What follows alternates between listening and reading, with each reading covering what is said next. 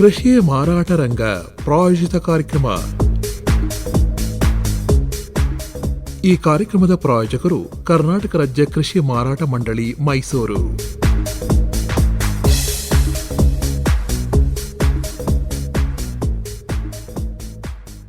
ನಮ್ಮ ಆತ್ಮೀಯ ರೈತ ಬಾಂಧವರಿಗೆಲ್ಲ ನಮಸ್ಕಾರ. ಇವತ್ತಿನ ಕೃಷಿ ಮಾರಾಟ ರಂಗ ಪ್ರಾಯೋಜಿತ ಕಾರ್ಯಕ್ರಮದಲ್ಲಿ ಕೃಷಿ ಮಾರಾಟ ಇಲಾಖೆಯ ಕಾರ್ಯಚಟುವಟಿಕೆಗಳು ಹಾಗೂ ಕೃಷಿ ಉತ್ಪನ್ನ ಮಾರುಕಟ್ಟೆ ಸಮಿತಿಗಳಲ್ಲಿ ಮಾರಾಟ ವ್ಯವಸ್ಥೆ ಕುರಿತು ಮೈಸೂರಿನ ಕೃಷಿ ಮಾರಾಟ ಇಲಾಖೆಯ ಉಪನಿರ್ದೇಶಕರಾದ ಎಸ್ ಸಂಗೀತಾ ಅವರೊಂದಿಗೆ ಸಂದರ್ಶನ ಕೇಳೋಣ. ಸಂದರ್ಶಕರು ಎನ್ ಕೇಶವಮೂರ್ತಿ. ಸಂಗೀತಾ ಅವರಿಗೆ ನಮಸ್ಕಾರ. ನಮಸ್ಕಾರ. ಇವತ್ತಿನ ದಿವಸ ತಾವು ಕೃಷಿ ಮಾರಾಟ ಇಲಾಖೆಯ ಕಾರ್ಯಚಟುವಟಿಕೆಗಳು ಮತ್ತು ಕೃಷಿ ಉತ್ಪನ್ನ ಮಾರುಕಟ್ಟೆ ಸಮಿತಿ, ನಾವೇನು APMC ಅಂತ ಕರಿತೀವಲ್ಲ, ಇದರಲ್ಲಿರುವಂತಹ ಮಾರಾಟ ವ್ಯವಸ್ಥೆಗೆ ಸಂಬಂಧಪಟ್ಟಂತೆ ವಿವರವಾಗಿ ಮಾಹಿತಿಯನ್ನು ನೀಡಬೇಕು. ಮೊದಲಿಗೆ ತಮ್ಮ ಬಗ್ಗೆ ಹೇಳಿ ಸಂಗೀತಾ ಮೇಡಮ್. ಎಲ್ಲಿಯವರು ತಾವು ಮೂಲತಃ? ನಾನು ಮೂಲತಃ ಮೈಸೂರು ಜಿಲ್ಲೆಯವಳೆ. ವಿದ್ಯಾಭ್ಯಾಸ ಎಲ್ಲ ಮೈಸೂರಲ್ಲೇ ಆಗಿದ್ದು. ಇಲ್ಲೇ ಅವಿಲಾ ಕಾನ್ವೆಂಟಲ್ಲಿ 10th ತನಕ ಓದಿದ್ದು. ಆಮೇಲೆ ಮಹಾರಾಣಿಸಲ್ಲಿ BSc ಮಾಡಿದ್ದು. ಮತ್ತು ಮಾನಸ ಗಂಗೋತ್ರಿಯಲ್ಲಿ ಪೋಸ್ಟ್ ಗ್ರಾಜುಯೇಷನ್ ಮಾಡಿದ್ದು. ಯಾವ ವಿಚಾರದಲ್ಲಿ ಮಾಡಿದ್ರಿ? ಒಂದು ಸಸ್ಯಶಾಸ್ತ್ರ, ಬಾಟ್ನಿಯಲ್ಲಿ. ಆಮೇಲೆ ಈಗ KS ಎಕ್ಸಾಮ್ ಬರೆದೆ, 98 ಎಕ್ಸಾಮಲ್ಲಿ. ಅದರಲ್ಲಿ ಇದಾಗಿ ಈ ಡಿಪಾರ್ಟ್ಮೆಂಟಿಗೆ ಆಯ್ಕೆ ಆಗಿದ್ದೀನಿ, ಕೃಷಿ ಮಾರಾಟ ಇಲಾಖೆ. ಎಷ್ಟು ವರ್ಷದ ಅನುಭವ ತಮ್ಮದು? ಈಗ ನಮ್ಮದು ಅನುಭವ 7 ವರ್ಷ ಆಗಿದೆ ಸರ್. ಎಲ್ಲೆಲ್ಲಿ ಕೆಲಸ ಮಾಡಿದಿರಿ? ಮೊದಲು ಸಂತೆ ಸರ್ಗೂರು ಕಾರ್ಯದರ್ಶಿಯಾಗಿ ಕೆಲಸ ಮಾಡಿದೆ, APMC ಕಾರ್ಯದರ್ಶಿಯಾಗಿ. ಆಮೇಲೆ ಕೂರ್ಗ್ ಜಿಲ್ಲೆ ಕೊಡಗಲ್ಲಿ ಪೂರ್ತಿ ಗುಣಿಕೊಪ್ಪಲ್ ಸೆಕ್ರೆಟರಿ ಆಗಿದ್ದೆ, APMC. ಮತ್ತು ಮಡಿಕೇರಿ APMC ಸೆಕ್ರೆಟರಿ ಆಗಿದ್ದೆ. ಮತ್ತು ಮಡಿಕೇರಿಯಲ್ಲಿ AD ಆಗಿ ಕೆಲಸ ಮಾಡಿದ್ದೆ, ಅಸಿಸ್ಟೆಂಟ್ ಡೈರೆಕ್ಟರ್ ಆಗಿ. ಆಮೇಲೆ ಈಗ ಪದೋನ್ನತಿಯಾಗಿ ಈಗ ಮೈಸೂರು ಜಿಲ್ಲೆಯಲ್ಲಿ ಉಪನಿರ್ದೇಶಕರಾಗಿ ಪ್ರಸ್ತುತ ಕೆಲಸ ಮಾಡ್ತಾ ಇದ್ದೀನಿ. ಕೃಷಿ ಮಾರಾಟ ಇಲಾಖೆಯ ಉಪನಿರ್ದೇಶಕರು ತಾವು ಮೈಸೂರು ಜಿಲ್ಲೆ ಸರ್. ಹೇಳಿ ಮೇಡಮ್, ನಿಮ್ಮ ಇಲಾಖೆಯ ಕಾರ್ಯಚಟುವಟಿಕೆಗಳು ಏನೇನಿರ್ತವೆ? ಸರ್, ನಮ್ಮ ಇಲಾಖೆ ಬೇಸಿಕಲಿ ಎಲ್ಲ APMCಗಳನ್ನ ಕಾರ್ಯ ನೋಡ್ಕೊಳ್ಳುವಂಥ ಒಂದು ಇಲಾಖೆ. ಎಲ್ಲ APMCಗಳು ಅಂದರೆ ಕೃಷಿ ಉತ್ಪನ್ನ ಮಾರುಕಟ್ಟೆ ಸಮಿತಿ. ನಮ್ಮ ರೈತರಿಗೆ ಎಲ್ಲನೂ RMC ಅಂದ್ರೇ APMC ಅಂತಂದರೆ ಗೊತ್ತಾಗೋದು. ಈಗ APMC ಅಂದರೆ ನಮ್ಮದು ಅದು ಲೋಕಲ್ ಬಾಡಿ ಸರ್, ಅದು ಎಲೆಕ್ಟೆಡ್ ಮೆಂಬರ್ಸ್ ಇರ್ತಾರೆ. ಫಸ್ಟ್ ಏನು ಹೇಳಬೇಕಂದ್ರೆ, ನಮ್ಮ ಇಡೀ ಕರ್ನಾಟಕದಲ್ಲಿ ಇದು 172 APMCಗಳಿದೆ ಸರ್. ಅದರಲ್ಲಿ 411 ಉಪಮಾರುಕಟ್ಟೆಗಳಿವೆ. ಸೊ ಇಷ್ಟು APMCಗಳೂ ನಮ್ಮದು ಪ್ರಧಾನ ಕಚೇರಿ ಡೆಲ್ಲಿಯಲ್ಲಿರುತ್ತೆ. ಡೈರೆಕ್ಟರು ಇಲ್ಲಿದು ಹೆಡ್ ಆಗಿರ್ತಾರೆ ಸರ್. ಡೈರೆಕ್ಟ್ರೇಟ್ ಇದೆ ಬೆಂಗಳೂರಲ್ಲಿ, ಪ್ರಧಾನ ಕಚೇರಿ. ಉದ್ದೇಶ ಪ್ರತಿಯೊಂದು ತಾಲೂಕಲ್ಲೂ APMCಗಳಿರಬೇಕು. ರೈತರು ನೇರವಾಗಿ ಅವ್ರು ಬೆಳೆದಂಥ ಕೃಷಿ ಉತ್ಪನ್ನಗಳಿರುತ್ತೆ, ಅದನ್ನು ಮಾರುಕಟ್ಟೆಗೆ ತರಬೇಕು, ಅಲ್ಲೇ ಅವ್ರಿಗೆ ಹತ್ತಿರದಲ್ಲಿ ಅವ್ರ ವಹಿವಾಟು ಆಗಬೇಕು ಅನ್ನೋದು ಉದ್ದೇಶ. ಅದರಿಂದ ಪ್ರತಿಯೊಂದು ತಾಲೂಕಲ್ಲೂ APMC ಇರುತ್ತೆ. ಮತ್ತು ಪ್ರತಿಯೊಂದು ಹೋಬಳಿ ಮಟ್ಟದಲ್ಲೂ ಆಲ್ಮೋಸ್ಟ್ ಎಷ್ಟೊಂದು ಕಡೆ ಉಪಮಾರುಕಟ್ಟೆಗಳು ಅಂತ ಇರುತ್ತೆ, ಸಬ್ ಮಾರ್ಕೆಟ್ ಅಂತ ನಾವು ಹೇಳ್ತೇವೆ. ಈ ಪ್ರಧಾನವಾದ ಮಾರುಕಟ್ಟೆ APMC ಮತ್ತು ಈ ಉಪ ಮಾರುಕಟ್ಟೆ ವ್ಯತ್ಯಾಸ ಏನು? ಏನೂ ಇಲ್ಲ ಸರ್. ತಾಲೂಕಲ್ಲಿ ಒಂದು ಪ್ರಧಾನ ಮಾರುಕಟ್ಟೆ ಇರುತ್ತೆ. ಉಪ ಮಾರುಕಟ್ಟೆ ಅಂದರೆ ಅದೇ ಮಾರುಕಟ್ಟೆದು ನಾವು ಎಲ್ಲನೂ ಮೂಲಭೂತ ಸೌಕರ್ಯಗಳನ್ನು, ಪ್ರಧಾನ ಮಾರುಕಟ್ಟೆ ಯಾವ ಹೋಬಳಿ ಮಟ್ಟದಲ್ಲಿ ಎಲ್ಲಿ ಇರುತ್ತೆ, ಅಲ್ಲಿ ಜಾಸ್ತಿ ಎಲ್ಲಿ ಆವಕ ಆಗ್ತಾ ಇರುತ್ತೆ, ಅದೇ ತಾಲೂಕಲ್ಲಿ ಅಲ್ಲಿ ಒಂದು ಮಾಡಿರ್ತೀವಿ. ಅಂದರೆ ರೈತರಿಗೆ ಹತ್ತಿರ ಬಂದು ಅಲ್ಲಿ ವ್ಯಾಪಾರ ವಹಿವಾಟು ಮಾಡ್ಕೊಳ್ಳಿ ಅಂತ. ಏನಂದರೆ ಹರಾಜು ಕಟ್ಟೆಗಳು, ಕುಡಿಯೋ ನೀರು, ಶೌಚಾಲಯ, ಅವ್ರು ಬಂದು ಮಾರಾಟ ಮಾಡೋಕ್ಕೆ ಸೌಲಭ್ಯಗಳು ಬೇಕು, ಅದನ್ನು ಅಲ್ಲಿ ಕಲ್ಪಿಸಿರ್ತೀವಿ. ಅವರು ತಾಲೂಕು ಹೆಡ್ ಕ್ವಾರ್ಟರ್ಸ್ಗೆ ಬರೋದು ಬೇಡ, ಅಲ್ಲೇ ಹತ್ತಿರದಲ್ಲೇ ಮಾಡ್ಕೋಬೋದು ಅಂತ ಇರುತ್ತೆ. ರೈತರಿಗೆ ಅವರ ಉತ್ಪನ್ನಗಳನ್ನು ಹತ್ತಿರದಲ್ಲೇ ಮಾರಾಟ ಮಾಡೋದಕ್ಕೆ ಅನುಕೂಲ ಆಗಲಿ ಅಂತ ಉಪ ಮಾರುಕಟ್ಟೆಗಳನ್ನು ಮಾಡಿರ್ತೀವಿ. ಈಗ ಉದಾಹರಣೆ, ಹುಣಸೂರಲ್ಲಿ ಮೇನ್ ಮಾರ್ಕೆಟ್ ಯಾರ್ಡ್ ಇದೆ, ರತ್ನಪುರಿ ಹತ್ತಿರದಲ್ಲಿ ಅಲ್ಲಿ ಸಬ್ ಮಾರ್ಕೆಟ್ ಇದೆ. ಅದೇ ಥರ KR ನಗರದಲ್ಲಿ ಮೇನ್ ಮಾರ್ಕೆಟು KR ನಗರ ತಾಲೂಕಲ್ಲೇ ಇದೆ. ಎದುರುಗಡೆ ತರಕಾರಿ ಮಾರ್ಕೆಟದು ಬೇರೆ ಪ್ರಾಂಗಣನೇ ಇದೆ. ಅದಲ್ಲದೆ ಸಾಲಿಗ್ರಾಮದಲ್ಲಿ ಉಪ ಮಾರುಕಟ್ಟೆ ಇದೆ. ಹೀಗೆ ದೊಡ್ಡ ದೊಡ್ಡ ತಾಲೂಕುಗಳಲ್ಲಿ ಉಪ ಮಾರುಕಟ್ಟೆಗಳಿರುತ್ತೆ ಸರ್. ನಮ್ಮಲ್ಲಿ 172 APMCಗಳಿವೆ. ಹಾಗೆಯೇ ಈಗ ಮೈಸೂರು ಡಿಸ್ಟ್ರಿಕ್ಟಿಗೆ ಬಂದರೆ ನಮ್ಮಲ್ಲಿ ಇಲ್ಲಿ 8 APMCಗಳಿವೆ, ಎಲ್ಲ ತಾಲೂಕುಗಳಿಗೆ ಒಂದೊಂದು ಹಾಗೆ. ಈಗ ಮೈಸೂರು ಪ್ರಧಾನ ನಮ್ಮದು ಇಲ್ಲಿ ಜಿಲ್ಲೆದು ಬಂಡಿಪಾಳ್ಯ ಮಾರ್ಕೆಟು. ಆಮೇಲಿಂದ ನಂಜನಗೂಡಲ್ಲಿದೆ, ಟಿ ನರಸೀಪುರಲ್ಲಿದೆ, ಹುಣಸೂರದಲ್ಲಿದೆ, ಪಿರಿಯಾಪಟ್ಟಣದಲ್ಲಿದೆ, KR ನಗರ, ಸಂತೆ ಸರ್ಗೂರು. ಈಗ ಸಂತೆ ಸರ್ಗೂರನ್ನು ಬೈಫರ್ಕೇಟ್ ಮಾಡಿ ಯರಹಳ್ಳಿ ಅಂತ ಹ್ಯಾಂಡ್ ಪೋಸ್ಟಲ್ಲಿ ಒಂದು ಮಾರ್ಕೆಟ್ ಮಾಡಿದ್ದೀವಿ. ಅದು ಕೋಟೆ, HD ಕೋಟೆಗೆ ಕವರ್ ಆಗುತ್ತೆ.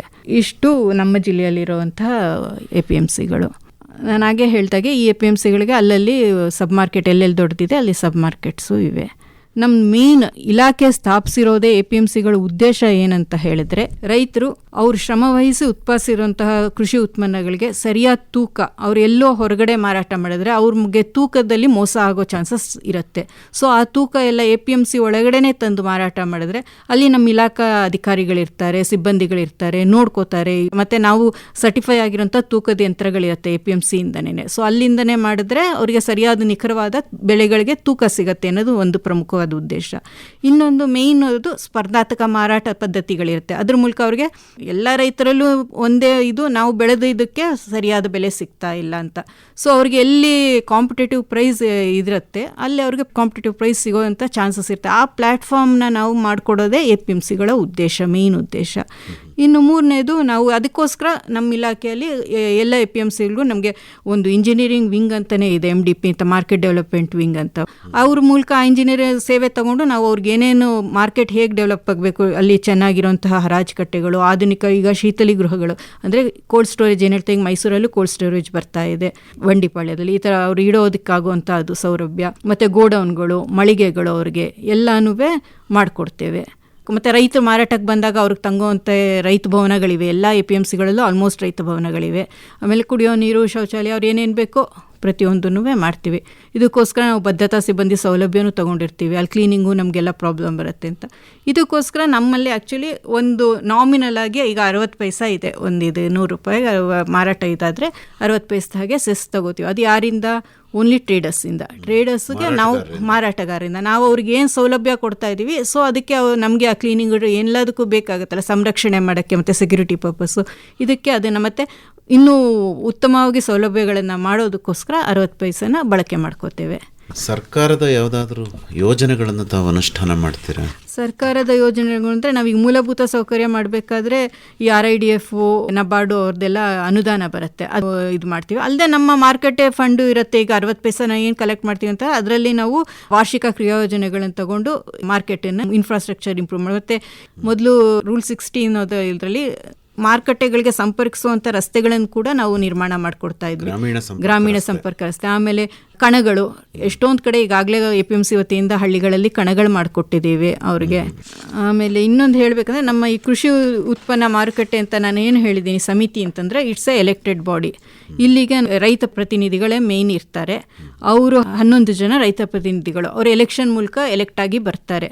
ಅವರಲ್ಲಿ ಒಂದು ಪರಿಶಿಷ್ಟ ಜಾತಿಗೆ, ಒಂದು ಪರಿಶಿಷ್ಟ ವರ್ಗಕ್ಕೆ, ಒಂದು ಪ್ರವರ್ಗ A, ಒಂದು ಪ್ರವರ್ಗ B, ಆಮೇಲೆ ಒಂದು ರೈತರಿಗಾಗಿ ಸ್ಥಾನನ ಮೀಸಲಿಟ್ಟಿರ್ತೀವಿ ಆ 11 ಸ್ಥಾನಗಳಲ್ಲಿ. ಅದಲ್ಲದೆ ನಮ್ಮ ಈ APMCಯಲ್ಲಿ ಖರೀದಿದಾರರು ಮತ್ತು ದಲ್ಲಾಳರು ಒಂದು ಮಾರ್ಕೆಟ್ ಫಂಕ್ಷನರೀಸ್ ಅಂತ, ನಾವು ಮಾರುಕಟ್ಟೆ ಕಾರ್ಯಕರ್ತರು ಅಂತ ಏನು ಹೇಳ್ತೀವಿ, ಅವರಿಂದ ಒಂದು ಇಟ್ಟಿರ್ತೀವಿ ಮೀಸಲು. ಅವರು ಎಲೆಕ್ಟ್ ಆಗಿ ಬರ್ತಾರೆ ಅವರು ಇದರಲ್ಲಿ. ಅದಲ್ಲದೆ ಸಹಕಾರ ಮಾರಾಟ ಸಂಘಗಳ ಪ್ರತಿನಿಧಿಯೊಬ್ಬರು, ಸಹಕಾರ ಸಂಸ್ಕರಣಾ ಸಂಘಗಳಿಂದ ಪ್ರತಿನಿಧಿಯೊಬ್ಬರು, ಅಲ್ಲದೆ ಸರ್ಕಾರ, ಯಾವ ಸರ್ಕಾರ ಬಂದಿರುತ್ತೆ ಅವರು 3 ಜನನ ನಾಮಿನೇಟ್ ಮಾಡ್ತಾರೆ. ಆಮೇಲೆ ಕೃಷಿ ನಮ್ಮ ಇಲಾಖೆಯಿಂದ ನಿರ್ದೇಶಕರು ಅವರೊಬ್ಬರು, ಅವ್ರ ಪ್ರತಿನಿಧಿಯಾಗಿ ಒಬ್ಬರನ್ನ ನಾಮಿನೇಟೆಡ್ ಮಾಡಿರ್ತಾರೆ. ಹೀಗೆ 18 ಮೆಂಬರ್ಸ್ನೊಳಂತ ಒಂದು ಸಮಿತಿ ಇರುತ್ತೆ, ಇದು ಲೋಕಲ್ ಬಾಡಿ. ಇವರೊಳಗಡೆ ಅಂದರೆ ರೈತ ಪ್ರತಿನಿಧಿಗಳು ಯಾರಿರ್ತಾರೆ ಅವ್ರುಗಳು ಮಾತ್ರ ಎಲೆಕ್ಟ್ ಮಾಡ್ತಾರೆ, ಒಬ್ಬರು ಅಧ್ಯಕ್ಷರು ಮತ್ತು ಉಪಾಧ್ಯಕ್ಷರನ್ನ. ಹೀಗೆ ಒಂದು ಕಮಿಟಿ ಇರುತ್ತೆ. ಸೊ APMCಗಳಿಗೆ ರೈತರೇ ಅಧ್ಯಕ್ಷರಾಗಬೇಕು. ಅದನ್ನ ಈ ಬೇರೆ ಯಾವ ನಾಮಿನೇಟೆಡ್ ಇವ್ರಿಗೆ ಅವ್ರಿಗೆ ಬರೋದಿಲ್ಲ. ಏನಂದ್ರೆ ಆ ರೈತರಿಗೆ ಅವರು ಲೋಕಲ್ ಇದು ಏನು ಸಮಸ್ಯೆಗಳು ಗೊತ್ತಿರುತ್ತೆ, ರೈತರಿಗೆ ಇದಾಗ್ಲಿ ಅಂತ ಹೇಳಿ. ಅಂಡ್ ಸಮಿತಿದು ಏನೇ ಆದ್ರೂ ಸಮಿತಿ ಸಭೆಯಲ್ಲಿ ಮಂಡಿಸಿ ಠರಾವ್ ಆಗಿದ್ಮೇಲೆ ಆ ಪ್ರಪೋಸಲ್ಸು ಏನೇ ಆದ್ರೂ ಕಾರ್ಯಗತ ಆಗೋದು. ಹೆಡ್ ಆಫೀಸ್ ಪರ್ಮಿಷನ್ ಇರುತ್ತೆ ಸಕ್ಷಮ ಪ್ರಾಧಿಕಾರದ್ದು, ಅದನ್ನ ತಗೊಂಡು ಏನೇ ಆದ್ರೂ ಸಮಿತಿ ವರ್ಕ್ ಆಗೋದು ಥ್ರೂ ಇದು ಮಂತ್ಲಿ ಒನ್ಸ್ ಸಮಿತಿ ಮೀಟಿಂಗ್ ನಡೆಯುತ್ತೆ. ಈಗ ಸದ್ಯಕ್ಕೆ ಮೈಸೂರು ಜಿಲ್ಲೆಯಲ್ಲಿ ಯಾವುದೂ ಸಮಿತಿ ನಡೀತಾ ಇಲ್ಲ, ಯಾಕೆಂತಂದರೆ ಎಲೆಕ್ಷನ್ ಆಗಿಲ್ಲ. ಈಗ 2 ವರ್ಷದಿಂದ ಎಲೆಕ್ಷನ್ ಆಗಿಲ್ಲ. ಅಂದರೆ ಈಗ APMCಗಳ ಆಡಳಿತ ಎಲೆಕ್ಟೆಡ್ ಬಾಡಿ ಒಂದಿರುತ್ತೆ, ಮತ್ತು ಇಲಾಖೆಯಿಂದಲೂ ಕೂಡ ಜನ ಇರ್ತೀರಿ ಅಲ್ವಾ? ಇಲಾಖೆಯಿಂದ ಸೆಕ್ರೆಟರಿ ಮಾತ್ರ, ಕಾರ್ಯದರ್ಶಿಯನ್ನ ನೇಮಕ ಮಾಡಿರ್ತಾರೆ. ನಮ್ದು ಕಾರ್ಯದರ್ಶಿಯದು ಕೆಲಸ ಸಮಿತಿ ಏನು ಹೇಳುತ್ತೆ ಅದನ್ನ ಕಾನೂನುಬದ್ಧವಾಗಿ, ನಮ್ದೆಲ್ಲಾನು ನಡೆಯೋದು ನಮ್ದು ಕರ್ನಾಟಕ ಕೃಷಿ ಉತ್ಪನ್ನ ಮಾರುಕಟ್ಟೆ ವ್ಯವಹಾರ ನಿಯಂತ್ರಣ ಮತ್ತು ಅಭಿವೃದ್ಧಿ ಅಂತ ಹೇಳಿ ಕಾಯ್ದೆ ಇದೆ. 1968ರಲ್ಲಿ ಅದು ರೂಲ್ಸ್ ಫಾರ್ಮ್ ಆಗಿದ್ದು. ಅದು ಕಾಲಕ್ಕೆ ಅಮೆಂಡ್ ಆಗ್ತಾ ಇರುತ್ತೆ. ಅದ್ರ ಮೂಲಕನೇ ನಡೆಯೋದು. ಏನು ನಮ್ದು ಆಕ್ಟಿವಿಟೀಸ್ ಏನಿದೆ ಈ ಶಾಸನಬದ್ಧವಾಗಿದೆಯಾ ಅಂತ ನೋಡ್ಕೊಳ್ಳೋದು ಕಾರ್ಯದರ್ಶಿಗಳ ಇದು. ಈ ಕಾರ್ಯದರ್ಶಿ ಒಂದು ರೀತಿ CEO ಟೈಪು. ಕಮಿಟಿ ಏನು ಮಾಡುತ್ತೆ ಅದನ್ನು ಅವರು ಅನುಷ್ಠಾನ ಮಾಡಬೇಕು, ಬಟ್ ಅದು ಕಾಯ್ದೆ ಮಟ್ಟದಲ್ಲಿದೆಯಾ ಅಂತ ನೋಡಿಕೊಂಡು ಮಾಡಬೇಕು. ಈ ಕಮಿಟಿ ಏನು ಮಾಡಿ ರೆಸೊಲ್ಯೂಷನ್ ಮಾಡಿರ್ತಾರೆ ಅದನ್ನು ನಾವು ಹೆಡ್ ಆಫೀಸ್ಗೆ ಪ್ರಪೋಸಲ್ ಕಳಿಸ್ತೇವೆ. ಕೆಲವು ಲೋಕಲ್ ಬೈಲಾಲ್ ಅವರೇ ಮಾಡ್ಕೊಂಡಿದ್ದು ಅಲ್ಲಿ ಸಮಿತಿ ಹಂತದಲ್ಲಿರೋ ಸಮಿತಿ ಹಂತದಲ್ಲಾಗತ್ತೆ. ಉಳಿದಿದ್ದನ್ನು ಮೇಜರ್ ಏನೇನು ಇರುತ್ತೆ ಡೆವಲಪ್ಮೆಂಟ್ ವರ್ಕ್ಸು ಇನ್ನೇನಾರು ಇದ್ದರೆ ಕಾಯ್ದೆಗಿಂತ ಸ್ವಲ್ಪ ಇದಾಗಿದ್ದರೆ ಅಂಥವೆಲ್ಲ ಹೆಡ್ ಆಫೀಸ್ಗೆ ಪ್ರಪೋಸಲ್ ಹೋಗುತ್ತೆ. ರಾಜ್ಯ ಮಟ್ಟದಲ್ಲೂ ಒಂದು ಉಸ್ತುವಾರಿ ಮಂಡಳಿ ಅಥವಾ ರಾಜ್ಯ ಮಟ್ಟದ ಅಧಿಕಾರ ಯಾರ ಹತ್ರ ಇರುತ್ತೆ? ರಾಜ್ಯ ಮಟ್ಟದ್ದು ನಮ್ಮದು ಡೈರೆಕ್ಟರೇನೇ ನಮ್ಮ ಸಕ್ಷಮ ಪ್ರಾಧಿಕಾರದ ಮುಖ್ಯಸ್ಥರು. ಅದಕ್ಕೆ ನಮ್ಮ ಇಲಾಖೆಯ ಮಂತ್ರಿಗಳಿರ್ತಾರೆ, ಅವ್ರಿಗೆ ಹೋಗುತ್ತೆ. ನಮ್ಮದು ಸಹಕಾರ ಇಲಾಖೆ ಅಂಡರ್ ಬರುತ್ತೆ ಸರ್ ನಮ್ಮ ಡಿಪಾರ್ಟ್ಮೆಂಟು. APMC ಅಂದರೆ ಅಲ್ಲಿ ಏನು ಸೌಲಭ್ಯಗಳನ್ನು ತಾವು ಮೂಲಭೂತವಾಗಿ ರೈತರಿಗೆ ಕೊಡ್ತೀರಿ? ಮೂಲಭೂತವಾಗಿ ಸೌಕರ್ಯಗಳು ಅಂತಂದ್ರೆ ಅವರಿಗೆ ವ್ಯಾಪಾರ ವಹಿವಾಟು ಮಾಡಕ್ಕೆ ಅನುಕೂಲಗಳು. ಫಸ್ಟ್ ಅವ್ರು ವ್ಯಾಪಾರ ಮಾಡೋಕ್ಕೆ ಹರಾಜುಕಟ್ಟೆಗಳನ್ನ ಡೆವಲಪ್ ಮಾಡಿರ್ತೀವಿ. 2 ಥರ ಇರುತ್ತೆ. ಮುಚ್ಚು ಹರಾಜುಕಟ್ಟೆ ಅಂದರೆ ಕ್ಲೋಸ್ಡ್ ಪ್ಲ್ಯಾಟ್ಫಾರ್ಮ್ಸು, ಓಪನ್ ಅಂದರೆ ಓಪನ್ ಆಕ್ಷನ್ ಪ್ಲ್ಯಾಟ್ಫಾರ್ಮ್, ಓಪನ್ ಆಗಿರೋದು. ಈಗ ಒಂದು ಒಣಗಿಸೋಕ್ಕೂ ಬಳಸ್ಕೋಬೋದು. ರೈತರು ತಾವು ತಂದಿದ್ದು ಜೋಳ ಎಲ್ಲನೂ ಒಣಗಿಸ್ಬೇಕಾಗತ್ತೆ. ಹೊರಗಡೆ ಎಲ್ಲ ಅವ್ರಿಗೆ ಪ್ರಾಬ್ಲಮ್ ಅಂದರೆ ಇಲ್ಲಿ ಜಾಗ ಇರೋ ಕಡೆ ಅದಕ್ಕೂ ಫೆಸಿಲಿಟೇಟ್ ಮಾಡ್ತೇವೆ. ಮತ್ತು ಅವ್ರಿಗೆ ತೂಕದ ಯಂತ್ರಗಳು, APMCಯಿಂದನೇ ತೂಕದ ಯಂತ್ರಗಳಿರುತ್ತೆ. ಆಲ್ಮೋಸ್ಟ್ ನಮ್ಮ ಎಲ್ಲ APMCಗಳು ವೇಬ್ರಿಡ್ಜ್ಗಳಿವೆ. ಸೊ ಅದು ನಿಖರವಾದ ತೂಕ ಎಲ್ಲರೂ APMC ವೇಬ್ರಿಡ್ಜ್ ಅಂದ್ರೇ ನಂಬುತ್ತಾರೆ. ಯಾಕೆಂದರೆ ರೈತರಿಗೆ ಮೋಸ ಆಗಲ್ಲ ಅನ್ನೋದೊಂದು ಖಾತ್ರಿ ಇರುತ್ತೆ. ವೇಬ್ರಿಡ್ಜ್ ಸೌಲಭ್ಯ ಇರುತ್ತೆ. ಆಮೇಲಿಂದ ಕುಡಿಯೋ ನೀರು, ಶೌಚಾಲಯಗಳು, ರೈತರಿಗೆ ತಂಗೋದಕ್ಕೋಸ್ಕರ ಎಲ್ಲ ಕಡೆ ಆಲ್ಮೋಸ್ಟ್ ರೈತ ಭವನಗಳಿವೆ. ಅಕಸ್ಮಾತ್ ರಾತ್ರಿ ತರ್ತಾರೆ ವ್ಯಾಪಾರಕ್ಕೆ ಅಂತ ಅವ್ರದ್ದು ಬಹಿರಂಗ ಹರಾಜು ಇಲ್ಲ ಈ ಟೆಂಡರು ಆಗೋದಾದರೆ ಲೇಟಾಗಿ ಟೈಮ್ ಇರುತ್ತಲ್ಲ, ಆಗ ಅವ್ರು ರಾತ್ರಿ ತಂಗ್ಬೋದು, ರೈತರಿಗೆ ಅನುಕೂಲ ಆಗಲಿ ಅಂತ ರೈತ ಭವನಗಳಿವೆ. ರೋಡ್ಗಳು, ಬ್ಯಾಂಕು ದೊಡ್ಡ APMCಯಲ್ಲಿ ಇವೆ ಸರ್. ದೊಡ್ಡ APMCಯಲ್ಲಿ ಬ್ಯಾಂಕ್ಸು, ಕ್ಯಾಂಟೀನ್ ಎಲ್ಲ ಕಡೆ ಇರುತ್ತೆ ಆಲ್ಮೋಸ್ಟ್ ಆ್ಯಕ್ಟಿವ್ ಆಗಿ ನಡೀತಾ ಇರೋ ಕಡೆ. ಈ ಬ್ಯಾಂಕು ಆ್ಯಕ್ಚುಲಿ ಪೋಸ್ಟ್ ಆಫೀಸು ಇವೆಲ್ಲ. ಆಮೇಲೆ ಓರಿಯೆಂಟೇಷನ್ ಸೆಂಟರ್ಸ್ ಮೈಸೂರಲ್ಲಿ ಈಗಿದೆ ಓರಿಯೆಂಟೇಷನ್ ಸೆಂಟರ್. ಆಮೇಲೆ ಗ್ರೇಡಿಂಗ್ ಲ್ಯಾಬ್, ರೈತರು ತಂದಿದ್ದನ್ನ ಗ್ರೇಡ್ ಮಾಡೋಕ್ಕೆ ಈ ಥರ ಫೆಸಿಲಿಟೀಸ್ ಇರುತ್ತೆ ಸರ್. ಮೈಸೂರು APMCನಲ್ಲಿ ಇನ್ನೇನಾದ್ರು ಹೆಚ್ಚುವರಿ ಇದೆಯಾ ನೀವು ಹೇಳಿದ್ದಕ್ಕೆ ಬಿಟ್ಟಿದ್ದು? ಇವಾಗ ಕೋಲ್ಡ್ ಸ್ಟೋರೇಜ್ ನಡೀತಾ ಇದೆ ಸರ್. ಮತ್ತು ಘನತ್ಯಾಜ್ಯ ವಿಲೇವಾರಿ ಘಟಕಗಳನ್ನು ಅಲ್ಲೇ ನಾವು ಮಾರ್ಕೆಟಲ್ಲೇ ಕಸ, ಗೊತ್ತಿರೋಗೆ ಮಾರ್ಕೆಟ್ ಅಂದರೆ ಕಸ ಉತ್ಪತ್ತಿ ಆಗೇ ಆಗುತ್ತೆ. ಅದರಲ್ಲೂ ತರಕಾರಿ ಮಾರ್ಕೆಟ್ ಎಲ್ಲಿದೆ ಅಲ್ಲಿ ತುಂಬ ಇದು ಬರುತ್ತೆ. ಸೊ ಅದನ್ನು ಘನತ್ಯಾಜ್ಯ ವಿಲೇವಾರಿ ಘಟಕಗಳು ಎಲ್ಲ APMCಗಳಲ್ಲೂ ರೂಢಿಸ್ಕೋಬೇಕು ಅಂತಿದೆ. ಆಲ್ಮೋಸ್ಟ್ ಮೇಜರ್ APMCಯಲ್ಲೆಲ್ಲ ಇದೆ ಸರ್ ಅದು. ಓಕೆ. ಈಗ ಮೈಸೂರು APMCನಲ್ಲಿ ಪ್ರಧಾನವಾಗಿ ಮಾರಾಟ ಆಗುವಂಥ ಬೆಳೆಗಳು ಯಾವುದು ಮೇಡಮ್? ತರಕಾರಿನೂ ಮಾರಾಟ ಆಗುತ್ತಾ ಅಲ್ಲೇನೆ? ಮೈಸೂರು APMCಯಲ್ಲಿ ತರಕಾರಿ ಮಾರ್ಕೆಟ್ ಇದೆ. ಆಮೇಲೆ ನಮ್ಮಲ್ಲಿ ಇಲ್ಲಿ ಸಬ್ಯಾರ್ಡ್ ಅಂತ ಹೇಳ್ಬಿಟ್ಟು ಬಂಬು ಬಜಾರ್ ಹತ್ರ ಹಣ್ಣಿನ ಮಾರ್ಕೆಟ್ ಇದೆ, ಫ್ರೂಟ್ ಮಾರ್ಕೆಟ್ ಇದೆ. ಮೈಸೂರು ಮೇನ್ ಮಾರ್ಕೆಟಲ್ಲಿ ಆಲ್ಮೋಸ್ಟ್ ಎಲ್ಲದೂ ಆಗುತ್ತೆ ಸರ್. ಭತ್ತ, ರಾಗಿ ಅಂದರೆ ಈಗೆಲ್ಲ ಮೋಸ್ಟ್ ಆಗಿ MSP ಹೋಗುತ್ತೆ. ರಾಗಿ ಬರೋದು ಕಡಿಮೆ ಆಗಿದೆ ನಮ್ಮ ಮಾರ್ಕೆಟ್ ಒಳಗಡೆ. ಭತ್ತ, ಕಾಳುಗಳು, ಕಡಲೆಕಾಯಿ ಬೀಜ, ಎಳ್ಳು, ಸೀಸನಲ್ಲಿ ಸನ್ಫ್ಲವರು, ಇದು ಮೇಜರ್ ಬರುತ್ತೆ ಸರ್. ತರಕಾರಿ ಮಾರ್ಕೆಟ್ ಅಲ್ಲೇ ಇದೆ. ತರಕಾರಿ ಮಾರ್ಕೆಟ್ ಮೈಸೂರು APMC ಹೂವಿನ ಮಾರ್ಕೆಟ್ ಒಂದು ಮಾಡಬೇಕು ಅನ್ನೋದು ನಡೀತಾ ಇತ್ತು, ಆಗಿದೆಯಾ? ಹೂವಿನ ಮಾರ್ಕೆಟೇ ಶಿಫ್ಟ್ ಆಗಿಲ್ಲ ಮೈಸೂರು ಒಳಗಡೆ. ಅದು ಕಟ್ಟಿದ್ದೀವಿ, ಸುಸಜ್ಜಿತವಾಗಿ ಸ್ಟಾಲ್ಸ್ ಇದೆ, ಮಳಿಗೆಗಳಿದೆ, ಎಲ್ಲ ಇದೆ. ಅಲ್ಲಿಗೆ ಬರೋಕ್ಕೆ ನಮ್ಮಿಲ್ಲಿ ವ್ಯಾಪಾರಿಗಳು ಮನಸ್ಸು ಮಾಡಬೇಕು. ಅವರು ನೋಡೋಣ, ಅದು ಮುಂದಿನ ದಿನಗಳಲ್ಲಿ ಅದನ್ನು ಒಳಗಡೆ ಸ್ಥಳಾಂತರಿಸಬೇಕು ಅಂತ ನಮ್ಮಲ್ಲೂ ಇದೆ, ಐಡಿಯಾ ಮಾಡ್ತೇವೆ. ಮಾರುಕಟ್ಟೆ ಅಂತಂದ್ರೆ ಅಧಿಕಾರಿಗಳು, ರೈತರು ಅಷ್ಟೇ ಅಲ್ಲ, ಮಾರುಕಟ್ಟೆ ಫಂಕ್ಷನರೀಸ್ ಏನಿದ್ದಾರೆ, ಹಮಾಲಿಗರಿಂದ ಹಿಡಿದು ಮಧ್ಯವರ್ತಿಗಳು, ಮಾರಾಟಗಾರರು, ಇವರೆಲ್ಲ ಹೇಗೆ ಅಲ್ಲಿ ಕಾರ್ಯನಿರ್ವಹಿಸ್ತಾರೆ ಏನು? ಮೊದಲಿಂದ ಅಷ್ಟು ಮಾರ್ಕೆಟ್ ಫಂಕ್ಷನರೀಸ್ ಅಂದರೆ ಫಸ್ಟು ರೈತರ ತರೋರು ಇರ್ತಾರೆ, ಆಮೇಲೆ ದಲ್ಲಾಳಿಗಳು ಬರ್ತಾರೆ, ಕಮಿಷನ್ ಏಜೆಂಟ್ಸ್ ಅಂತ ಹೇಳ್ತೀವಿ. ಅವರು ಏನಂತಂದರೆ ನಮ್ಮಲ್ಲಿ ಸಮಿತಿಯಿಂದ ಲೈಸೆನ್ಸ್ ತಗೊಂಡಿರ್ತಾರೆ, ಅವರಿಗೆ ರಸೀತಿ ಬುಕ್ಕು ಇದು ಎಲ್ಲನೂ ಕೊಟ್ಟಿರ್ತಾರೆ. ಅವರು ಟ್ರೇಡರ್ಸ್ ಮೂಲಕ ತಗೊಂಡು ಶೇಖರಿಸಿ ಇಟ್ಕೊಂಡು ಟ್ರೇಡರ್ಗಳಿಗೆ ಮತ್ತು ರೈತರಿಗೆ ನಡುವೆ ಆದಂಥ ಒಂದು ಕೊಂಡಿ ಕಮಿಷನ್ ಏಜೆಂಟ್ಸ್ ಅಂತ, ದಲ್ಲಾಳಿಗಳಂತ ನಾವೇನು ಹೇಳ್ತೇವೆ. ಅವರಾದ್ಮೇಲೆ ಟ್ರೇಡರ್ಸ್ ಇರ್ತಾರೆ ನೆಕ್ಸ್ಟು. ಇವರು ದಲ್ಲಾಳಿಗಳು ಎಲ್ಲರೂ ಟ್ರೇಡರ್ಸ್ ಪರವಾಗಿ ಇವರು ಇಲ್ಲಿ ರೈತರ ಜೊತೆ ವ್ಯಾಪಾರ ಮಾಡ್ತಾರೆ.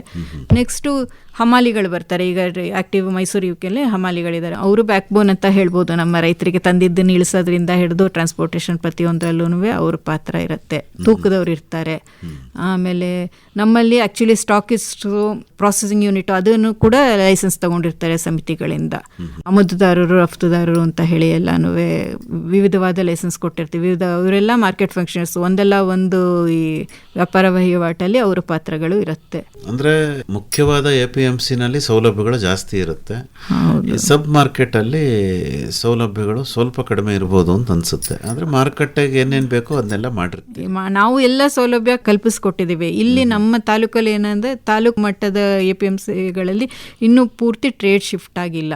ಸೊ ಎಲ್ಲ ಅಲ್ಲಿ ಒಂದು ಫಾರ್ಮ್ ಗೇಟ್ ಅಲ್ಲೇನೆ ಅವರು ಬಂದದ್ದು ತಗೊಳ್ಳೋದು ಕೊಡೋದು ಈ ಥರ ಮಾಡ್ತಾರೆ. ಮತ್ತು ನಮ್ಮಲ್ಲಿ ಇಲ್ಲಿ ಮೈಸೂರು ಜಿಲ್ಲೆಯಲ್ಲಿ ಪ್ರಮುಖ ಬೆಳೆಗಳಂದರೆ ಭತ್ತ, ರಾಗಿ. ಭತ್ತ ಎಲ್ಲ ಮಿಲ್ಲಿಗೆ ಡೈರೆಕ್ಟ್ ಹೊಟ್ಟೋಗುತ್ತೆ, ರಾಗಿ ಎಲ್ಲ ಇವಾಗ MSP ಅಲ್ಲಿ ಹೋಗುತ್ತೆ. ಇನ್ನು ಉಳಿದಿದ್ದು ಅಲ್ಪ ಸ್ವಲ್ಪ ಇದಾಗಿದೆ. ಸರಗೂರಲ್ಲಿ ಕೆಲಸ ಮಾಡಿದೆ ಅಂತ ಹೇಳಿದ್ರಿ ಅಲ್ವಾ? ಅಲ್ಲೊಂದು ಬಹಳ ದೊಡ್ಡ ಹತ್ತಿ ಮಾರುಕಟ್ಟೆಯನ್ನ ಸ್ಥಾಪನೆ ಮಾಡಲಾಗಿದೆ ಅಲ್ವೇ? ಅದ್ರ ಬಗ್ಗೆ ಒಂಚೂರು ಹೇಳಿ ಮೇಡಮ್. ಅಲ್ಲಿ ಮೊದಲು ತುಂಬಾ ಹತ್ತಿ ಬೆಳೀತಾ ಇದ್ರು ಸರ್. ಇವಾಗ ಏನಾಗಿದೆ ಅಂದ್ರೆ ಕ್ರಾಪ್ ಪ್ಯಾಟರ್ನೇ ಚೇಂಜ್ ಆಗ್ಬಿಟ್ಟು ಇವಾಗ ಹತ್ತಿ ಬೆಳೆನೇ ಕಡಿಮೆ ಆಗ್ಬಿಟ್ಟಿದೆ. ರೈತರೆಲ್ಲ ಶುಂಠಿ ಮತ್ತೆ ಈಗಂತೂ ಈ ಸತಿ ಅಡಿಕೆಗೆ ಹೋಗಿದ್ದಾರೆ ಅಂತೆ. ಇನ್ 2-3 ತಿಂಗಳಲ್ಲಿ ಆ ಬೆಲ್ಟಲ್ಲಿ ಅಡಿಕೆ ಬರೋ ಚಾನ್ಸಸ್ ಇದೆ ನಮ್ಗೆ. ಈಗಿರುತ್ತೆ ಚಿಯಾ ಸೀಡ್ಸು ಅದು ಇದು ಎಲ್ಲ ಹಾಕ್ತಾ ಇರೋದ್ರಿಂದ ಹತ್ತಿ ಇದೇ ಕಡಿಮೆ ಆಗ್ಬಿಟ್ಟಿದೆ. ಈಲ್ಡು ನಾವು ಕ್ರಾಪ್ ಡೀಟೇಲ್ಸ್ ತರಿಸ್ಕೊಂಡು ನೋಡಿದಾಗ 2 ವರ್ಷದಿಂದ ಹತ್ತಿ ಕಡಿಮೆ ಆಗಿದೆ. ಆಮೇಲೆ ಒಂದು ಇಳುವರಿ ಚೆನ್ನಾಗಿಲ್ಲ, ಇದು ಪ್ರಾಬ್ಲಮ್, ಇಳುವರಿ ಬಂದಿಲ್ಲ, ಬಿತ್ತನೆ ಬೀಜ ಇದಾಯ್ತು ಅಂತ ಹೇಳಿ ಕ್ರಾಪ್ ಫೇಲ್ಯೂರ್ ಎಲ್ಲ ಆಗಿ ಹತ್ತಿ ಮಾರ್ಕೆಟಿಗೆ ಬರ್ತಾ ಇರೋದೇ ತುಂಬಾ ಕಡಿಮೆ ಆಗ್ಬಿಟ್ಟಿದೆ, ಆವಾಗ ಕಡಿಮೆ ಆಗಿದೆ. ಸೊ ಅದರಿಂದ ಹಿಂದೆ ಸರಗೂರಲ್ಲಿ ಹತ್ತಿ ತುಂಬಾ ಚೆನ್ನಾಗಿತ್ತು. ಅವಾಗ ಪ್ರೊಸೆಸಿಂಗ್ ಜಿನ್ನಿಂಗ್ದು ಲ್ಯಾಬ್ ಎಲ್ಲಾನು ಎಸ್ಟಾಬ್ಲಿಷ್ ಮಾಡಿದ್ರು. ಅಲ್ಲಿ ಹತ್ತಿ ಮಾರ್ಕೆಟ್ ಚೆನ್ನಾಗಿ ಸುಸಜ್ಜಿತವಾದ ಮಾಡಬೇಕು ಅಂತ ಹೇಳಿ. ಕರ್ನಾಟಕದಲ್ಲೇ ಮೊಟ್ಟ ಮೊದಲಿಗೆ ಹತ್ತಿ ಬರ್ತಾ ಇದ್ದಿದ್ದು ನಿಮ್ಮ ಮಾರುಕಟ್ಟೆಗೆನೆ ಆಗ ಸರಗೂರಲ್ಲಿ ಒಂದು ಕಾಲದಲ್ಲಿ ಸರ್. ಈಗ ಆಯ್ತು 5 ವರ್ಷದಿಂದ ಹತ್ತಿ ಏನು ಬರ್ತಾ ಇಲ್ಲ, ತುಂಬಾ ಕಡಿಮೆ ಆಗಿದೆ. ಅದರಲ್ಲೂ ಈಗ ಕಳೆದ 2 ವರ್ಷದಿಂದ ರೈತರು ಶುಂಠಿ ಜೋಳದ ಕಡೆ, ಈಗ ಜೋಳ ಶುಂಠಿ ಕಡೆ ಹತ್ತಿ ಮಾರುಕಟ್ಟೆ ಹೋಗಿ ಬೇರೆ ಉತ್ಪನ್ನಗಳ ಮಾರ್ಕೆಟ್ ಆಗಿದೆ ಸರ್. ಓಕೆ. ಭಾರತದ ಮಾನ್ಯ ಪ್ರಧಾನಮಂತ್ರಿಗಳಾದ ಸನ್ಮಾನ್ಯ ಶ್ರೀ ನರೇಂದ್ರ ಮೋದಿ ಅವರು ಹೇಳುತ್ತಾರೆ, ವಿಕಸಿತ ಭಾರತಕ್ಕಾಗಿ ನಾವು ಒಟ್ಟಾಗಿ ಭವಿಷ್ಯದ ಕೃಷಿ ಪರಿಸರ ವ್ಯವಸ್ಥೆಯನ್ನ ನಿರ್ಮಿಸಬೇಕಾಗಿದೆ.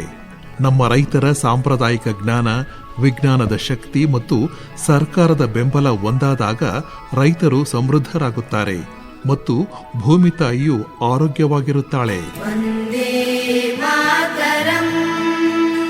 PM ಫಸಲ್ ಬಿಮಾ ಯೋಜನೆ.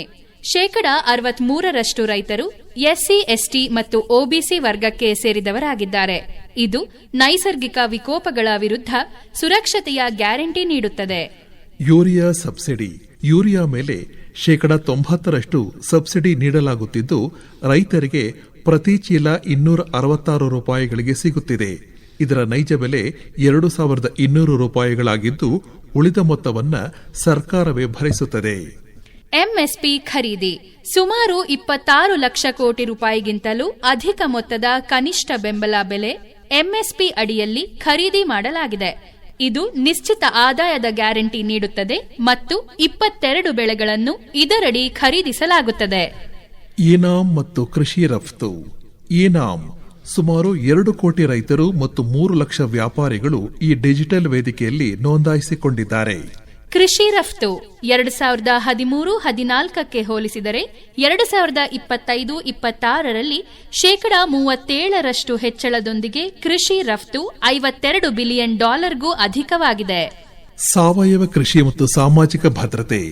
ಪರಂಪರಾಗತ ಕೃಷಿ ವಿಕಾಸ ಯೋಜನೆ ಸುಮಾರು 19 ಲಕ್ಷ ಹೆಕ್ಟೇರ್ ಪ್ರದೇಶವನ್ನು ಇದರಡಿ ಒಳಪಡಿಸಲಾಗಿದ್ದು ರಾಸಾಯನಿಕ ಮುಕ್ತ ಮತ್ತು ಸಾವಯವ ಕೃಷಿಗೆ ಪ್ರೋತ್ಸಾಹ ನೀಡಲಾಗುತ್ತಿದೆ.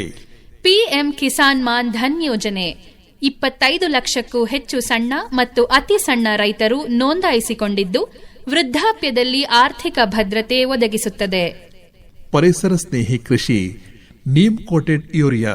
ಇದರಿಂದ 10,000 ಕೋಟಿ ರೂಪಾಯಿಗಳು ಉಳಿತಾಯವಾಗಿದ್ದು ಮಣ್ಣಿನ ಆರೋಗ್ಯ ಸುಧಾರಿಸಿದೆ. ಹವಾಮಾನ ನಿರೋಧಕ ತಳಿಗಳು 2014 ಮತ್ತು 2025ರ ನಡುವೆ 3,000ಕ್ಕೂ ಹೆಚ್ಚು ಹವಾಮಾನ ಬದಲಾವಣೆಯನ್ನು ತಡೆದುಕೊಳ್ಳುವ ಬೆಳೆ ತಳಿಗಳನ್ನು ಬಿಡುಗಡೆ ಮಾಡಲಾಗಿದೆ. ಬಜೆಟ್ ಮತ್ತು PM ಕಿಸಾನ್. ಬಜೆಟ್ ಹೆಚ್ಚಳ.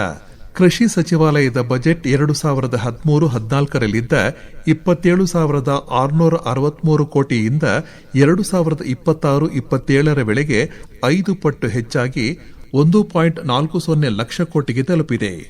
ಗೊಬ್ಬರ ಸಬ್ಸಿಡಿ 75,000 ಕೋಟಿ ರೂಪಾಯಿಯಿಂದ 3 ಪಟ್ಟು ಹೆಚ್ಚಾಗಿ 2.21 ಲಕ್ಷ ಕೋಟಿ ರೂಪಾಯಿಗೆ ತಲುಪಿದೆ. PM ಕಿಸಾನ್. ಪಿಎಂ ಕಿಸಾನ್ ಸಮ್ಮಾನ್ ನಿಧಿ ಯೋಜನೆಯಡಿ 4.3 ಲಕ್ಷ ಕೋಟಿ ಹಣವನ್ನು ನೇರ ನಗದು ವರ್ಗಾವಣೆ ಡಿಬಿಟಿ ಮೂಲಕ ರೈತರ ಖಾತೆಗೆ ಜಮಾ ಮಾಡಲಾಗಿದೆ. ವಾರ್ಷಿಕ 6,000 ರೂಪಾಯಿಗಳು 3 ಕಂತುಗಳಲ್ಲಿ. ಸಂಗೀತಾ ಮೇಡಮ್, ನಮ್ಮ ಜಿಲ್ಲೆನಲ್ಲಿರುವಂತಹ ಬೇರೆ ಯಾವುದಾದ್ರೂ ವಿಶೇಷವಾದ ಮಾರುಕಟ್ಟೆಗಳ ಬಗ್ಗೆ ಮಾಹಿತಿ ಇದ್ರೆ ಹೇಳಿ ಮೇಡಮ್. KR ನಗರ ಎಲ್ಲ ಭತ್ತ ಸರ್, ಭತ್ತ ಮೇನ್ ನಮ್ಮಲ್ಲಿ ಭತ್ತ ರಾಗಿನೇ. ಈಗ ಸರಗೂರು ಅಷ್ಟೇ, ಹುಣಸೂರು, ಪಿರಿಯಾಪಟ್ಟಣ ರಾಗಿ ಮಾರ್ಕೆಟ್ ಮೇನ್. ನಮ್ಮಲ್ಲಿ ಏನು ರಾಗಿ ಬರುತ್ತೆ ಎಲ್ಲ ರಾಗಿನೇ ಮೇಜರು. ಜಾನುವಾರುಗಳಿಗೆ ಯಾವ್ದಾದ್ರು ಮಾರ್ಕೆಟ್? ಜಾನುವಾರು ಮಾರುಕಟ್ಟೆ ನಮ್ಮ ನರಸೀಪುರದಲ್ಲಿದೆ, ವಾರಕ್ಕೊಂದಿದೆ ಟಿ ನರಸೀಪುರದಲ್ಲಿ, ಮತ್ತೆ ನಂಜನಗೂಡಲ್ಲಿ ಜಾನುವಾರು ಮಾರ್ಕೆಟ್. ಇದೆರಡು ಕಡೆ ಜಾನುವಾರು ಮಾರ್ಕೆಟ್ ಇದೆ. ಅದು ಈಗ ಕೋವಿಡ್ ಟೈಮಲ್ಲಿ ಎಲ್ಲ ನಿಂತು ಹೋಗಿತ್ತು, ಜಾನುವಾರುಗಳನ್ನೆಲ್ಲ ಇದು ಮಾಡಿ ಬಂತ. ಇವಾಗ ರಿವೈವ್ ಆಗಿದೆ, ಮತ್ತೆ ಈಗ ಈ ಕಳೆದ ಒಂದು ವರ್ಷದಿಂದ ಮಾರುಕಟ್ಟೆ ಇದಾಗಿ ನಡೆಯುತ್ತಾ ಇದೆ ಜಾನುವಾರು ಮಾರುಕಟ್ಟೆ. ಈಗ ಮಾರುಕಟ್ಟೆಗಳು ರೈತರ ಉತ್ಪನ್ನಗಳನ್ನು ಮಾರಾಟ ಮಾಡೋದಕ್ಕಿರುವಂತಹ ಜಾಗ. ಈಗ ಮಾರಾಟ ಪದ್ಧತಿಗಳ ಬಗ್ಗೆ ಬರೋಣ ಮೇಡಮ್. ಹೇಳಿ ಮೇಡಮ್, ಯಾವೆಲ್ಲ ಮಾರಾಟ ಪದ್ಧತಿಗಳಿದ್ದಾವೆ, ಮತ್ತೆ ಹೇಗೆ ರೈತರ ಉತ್ಪನ್ನ ಮಾರಾಟ ಆಗುತ್ತೆ, ಮತ್ತು ಆತನಿಗೆ ಹೇಗೆ ಹಣ ಪಾವತಿ ಆಗುತ್ತೆ? ನಮ್ಮಲ್ಲಿ 3 ಥರದಲ್ಲಿ ಮಾರಾಟ ಇದು ನಡೀತಾ ಇದೆ ಸರ್. ಒಂದು ನೇರ ಒಪ್ಪಂದ, ಅಂದರೆ ರೈತರು ನೇರವಾಗಿ ಮಾತುಕತೆ ಮೂಲಕ ಅವರೇನೇನೇ ಇದು ಮಾಡ್ಕೊಂಡಿರ್ತಾರೆ.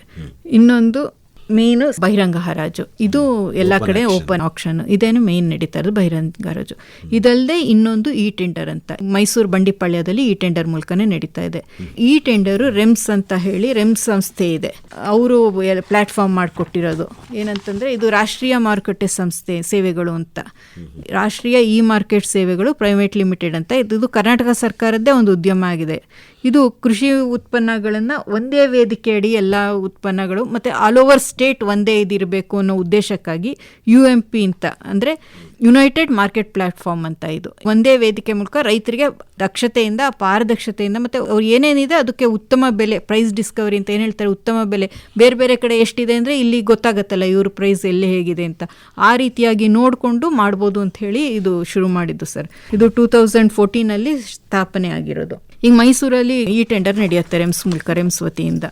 ಇಲ್ಲೇನಾಗತ್ತೆ ಅಂತಂದರೆ ಮೊದಲು ಫಸ್ಟು ಗೇಟ್ ಎಂಟ್ರಿ ಆಗುತ್ತೆ ಸರ್. ರೈತರು ತಂದ ಸರಕುಗಳನ್ನ ಗೇಟಲ್ಲೇ ನೋಂದಾಯಿಸಿ ಅವ್ರಿಗೆ ಒಂದು ಯೂನಿಕ್ ID ಕೊಟ್ಟಿರ್ತಾರೆ. ಸೊ ಗೇಟ್ ಎಂಟ್ರಿ ಆಗೋದ್ರಿಂದ ಏನು ಬಂದಿದೆ ಅಂತ ಗೊತ್ತಾಗುತ್ತೆ ರೆಕಾರ್ಡಲ್ಲಿ. ಗೇಟ್ ಎಂಟ್ರಿ ಆದಮೇಲಿಂದ ಈ ಟೆಂಡರ್ನಲ್ಲಿ ಕೋಟ್ ಮಾಡ್ತಾರೆ. ನಮ್ಮ DD ಆಫೀಸಲ್ಲಿ ನಿರ್ದೇಶಕರಿಂದ ಡೆಲಿಗೇಷನ್ ಆಫ್ ಪವರ್ ಆಗಿರೋದ್ರಿಂದ ಇಲ್ಲಿ ನಾವು ಟ್ರೇಡರ್ ಲೈಸೆನ್ಸ್ ಕೊಡ್ತೀವಿ. ಫಸ್ಟು ಮಾರ್ಕೆಟಲ್ಲೆಲ್ಲ ಟ್ರೇಡ್ ಲೈಸೆನ್ಸ್ ಹೊಂದಿರೋರೆ ಟ್ರೇಡರ್ಸೇನೆ ವ್ಯವಹಾರ ಮಾಡ್ಬೋದಾಗಿರೋದು. ಈ ಟ್ರೇಡರ್ ಲೈಸೆನ್ಸು ಒಂದು ಕಡೆ ತಗೊಂಡ್ರೆ ಇಡೀ ರಾಜ್ಯದಲ್ಲಿ ಪೂರ್ತಿ ಒಂದೇ ಲೈಸೆನ್ಸ್ ಇದಾಗುತ್ತೆ. ಈ ಲೈಸೆನ್ಸ್ ಹೊಂದಿರೋರು ಟ್ರೇಡರ್ಸು ಅಲ್ಲಿ ಟೆಂಡರ್ ಕೋಟ್ ಮಾಡ್ತಾರೆ. ಅವ್ರು ಕೋಟ್ ಮಾಡಿದ್ದನ್ನ ಬಿಟ್ ಸಮರಿ ಬರುತ್ತೆ, ಯಾರು ಹೈಯೆಸ್ಟ್ ಕೋಟ್ ಆಗಿದೆ ಅದು ಒಂದು ಟೈಮ್ ಫಿಕ್ಸ್ ಮಾಡ್ಕೊಂಡಿರ್ತಾರೆ ಆ APMCಲಿ. ಅವಾಗ ಅವರು ಎಷ್ಟಾಗಿದೆ ಅಂತ ಹೇಳಿ ಅವರು ವಿನ್ನರ್ ಲಿಸ್ಟೇ ಅನೌನ್ಸ್ ಮಾಡಿದಾಗ ರೈತರ ಉತ್ಪನ್ನಗಳು ಯಾವುದು ಲಾಟ್ ಹಾಕಿರ್ತಾರೆ ರೈತರು. ಕೆಲವು ಕಡೆ ಇಲ್ಲಿ ಮೈಸೂರಲ್ಲೆಲ್ಲ ಅವರು ಪರೀಕ್ಷಿಸಿ ಕೂಡ ಮಾಡ್ತಾರೆ. ಇದು ಆ್ಯಕ್ಚುಲಿ ಎಲ್ಲಿ ಕೂತ್ಕೊಂಡು ಯಾವ ಆನ್ಲೈನ್ ಟ್ರೇಡರ್ ಬೇಕಾದ್ರೂ ಮಾಡ್ಬೋದು ಅಂತ ಇರೋದು. ಇಡೀ ಸ್ಟೇಟ್ ಅವನು ಭಾಗವಹಿಸ್ಬೋದು, ಯಾವ ಟ್ರೇಡರ್ಸ್ ಎಲ್ಲಿ ಕೂತ್ಕೊಂಡು. ಇಲ್ಲಿರೋರೇ ಆದರೆ ರೈತರು ತಂದಿರೋ ಲಾಟ್ ನೋಡ್ತಾರೆ, ನೋಡಿಬಿಟ್ಟು ನಮ್ಮಲ್ಲೆಲ್ಲ ಇನ್ನೂ ಕೈಯಲ್ಲಿ ನೋಡಿ ಪರೀಕ್ಷಿಸಿ ಮಾಡೋದೇ ಇರೋದ್ರಿಂದ ನೋಡಿಬಿಟ್ಟು ಅವರು ಟೆಂಡರ್ ಕೂಗಿರ್ತಾರೆ. ಸೊ ಅನೌನ್ಸ್ ಆದ ತಕ್ಷಣ ರೈತರ ಉತ್ಪನ್ನ ಲಾಟ್ ವೇಮೆಂಟ್ ಆಗುತ್ತೆ. ಅದೇ ಎಷ್ಟೇ ವೇಮೆಂಟ್ ಆಗುತ್ತೆ. ವೇಮೆಂಟ್ ಆಗ ಮೊದಲು ಆ್ಯಕ್ಚುಲಿ ಗ್ರೇಡ್ ಮಾಡಿ ಅವ್ರು ಲಾಟ್ ಮಾಡಿರ್ತಾರೆ. ಅದೊಂದು ಗ್ರೇಡಿಂಗ್ ಇರುತ್ತೆ. ಗ್ರೇಡ್ ಮಾಡಿ ಲಾಟ್ ಮಾಡಿರ್ತಾರೆ. ಲಾಟ್ ಆದಮೇಲೆ ವೇಮೆಂಟ್ ಆಗುತ್ತೆ. ವೇಮೆಂಟ್ ಆಗಿದ್ದಕ್ಕೆ ಅಲ್ಲೇ ರಸೀದಿ ಯಾರ್ದು ಇದು ಬಿಡ್ ಆಗುತ್ತೆ ರಸೀದಿ. ನಮ್ಮ APMC ಅದು ಮೂಲ ಧ್ಯೇಯೋದ್ದೇಶದಲ್ಲಿ ರೈತರಿಗೆ ತಕ್ಷಣ ಅವ್ರು ಮಾರಾಟ ಮಾಡಿದ್ದಕ್ಕೆ ತಕ್ಷಣ ಹಣ ಪಾವತಿ ಆಗಬೇಕು ಅಂತ. ಈಗ ಅವ್ರು ಔಟ್ಸೈಡ್ APMCಯಲ್ಲಿ ಮಾಡಿದಾಗ ಇವತ್ತು ಕೊಟ್ಟಿದ್ದಕ್ಕೆ ಯಾವತ್ತೋ ಪೇಮೆಂಟು ಅದೆಲ್ಲ ಇರುತ್ತೆ. ಪೇಮೆಂಟ್ ಆಗುತ್ತೋ ಇಲ್ವೋ ಅದೆಲ್ಲ ಮಾರ್ಕೆಟಲ್ಲೇ ಅವರು ಟ್ರೇಡ್ ಮಾಡಿದ್ರೆ ತಕ್ಷಣ ಪೇಮೆಂಟ್ ಆಗುತ್ತೋ ಇಲ್ವೋ ಅಂತ ನೋಡ್ಕೊಳ್ಳೋದೇ ನಮ್ಮ ಇಲಾಖೆ ಸಿಬ್ಬಂದಿಗಳ ಕರ್ತವ್ಯ. ಮೇನ್ ಕರ್ತವ್ಯದಲ್ಲಿ ರೈತರಿಗೆ ನೇರವಾದ ಅವತ್ತಿನ ದಿನನೇ ಪೇಮೆಂಟ್ ಆಗಬೇಕು ಅಂತಿದೆ. 3 ದಿನ ಪೇಮೆಂಟ್ ಡಿಲೇ ಆದರೆ ಅವರಿಗೆ ಪೆನಾಲ್ಟಿ ಅಂತಲೂ ಇದೆ. ಸೊ ರೈತರ ಖಾತೆಗೆ ಹಣ ನೇರವಾಗಿ ವರ್ಗಾವಣೆ ಆಗುತ್ತೆ. ರೆಮ್ಸ್ ಆನ್ಲೈನ್ ಆದ್ರಿಂದ ಇದೆಲ್ಲ ಆನ್ಲೈನಲ್ಲೇ ಆಗುತ್ತೆ.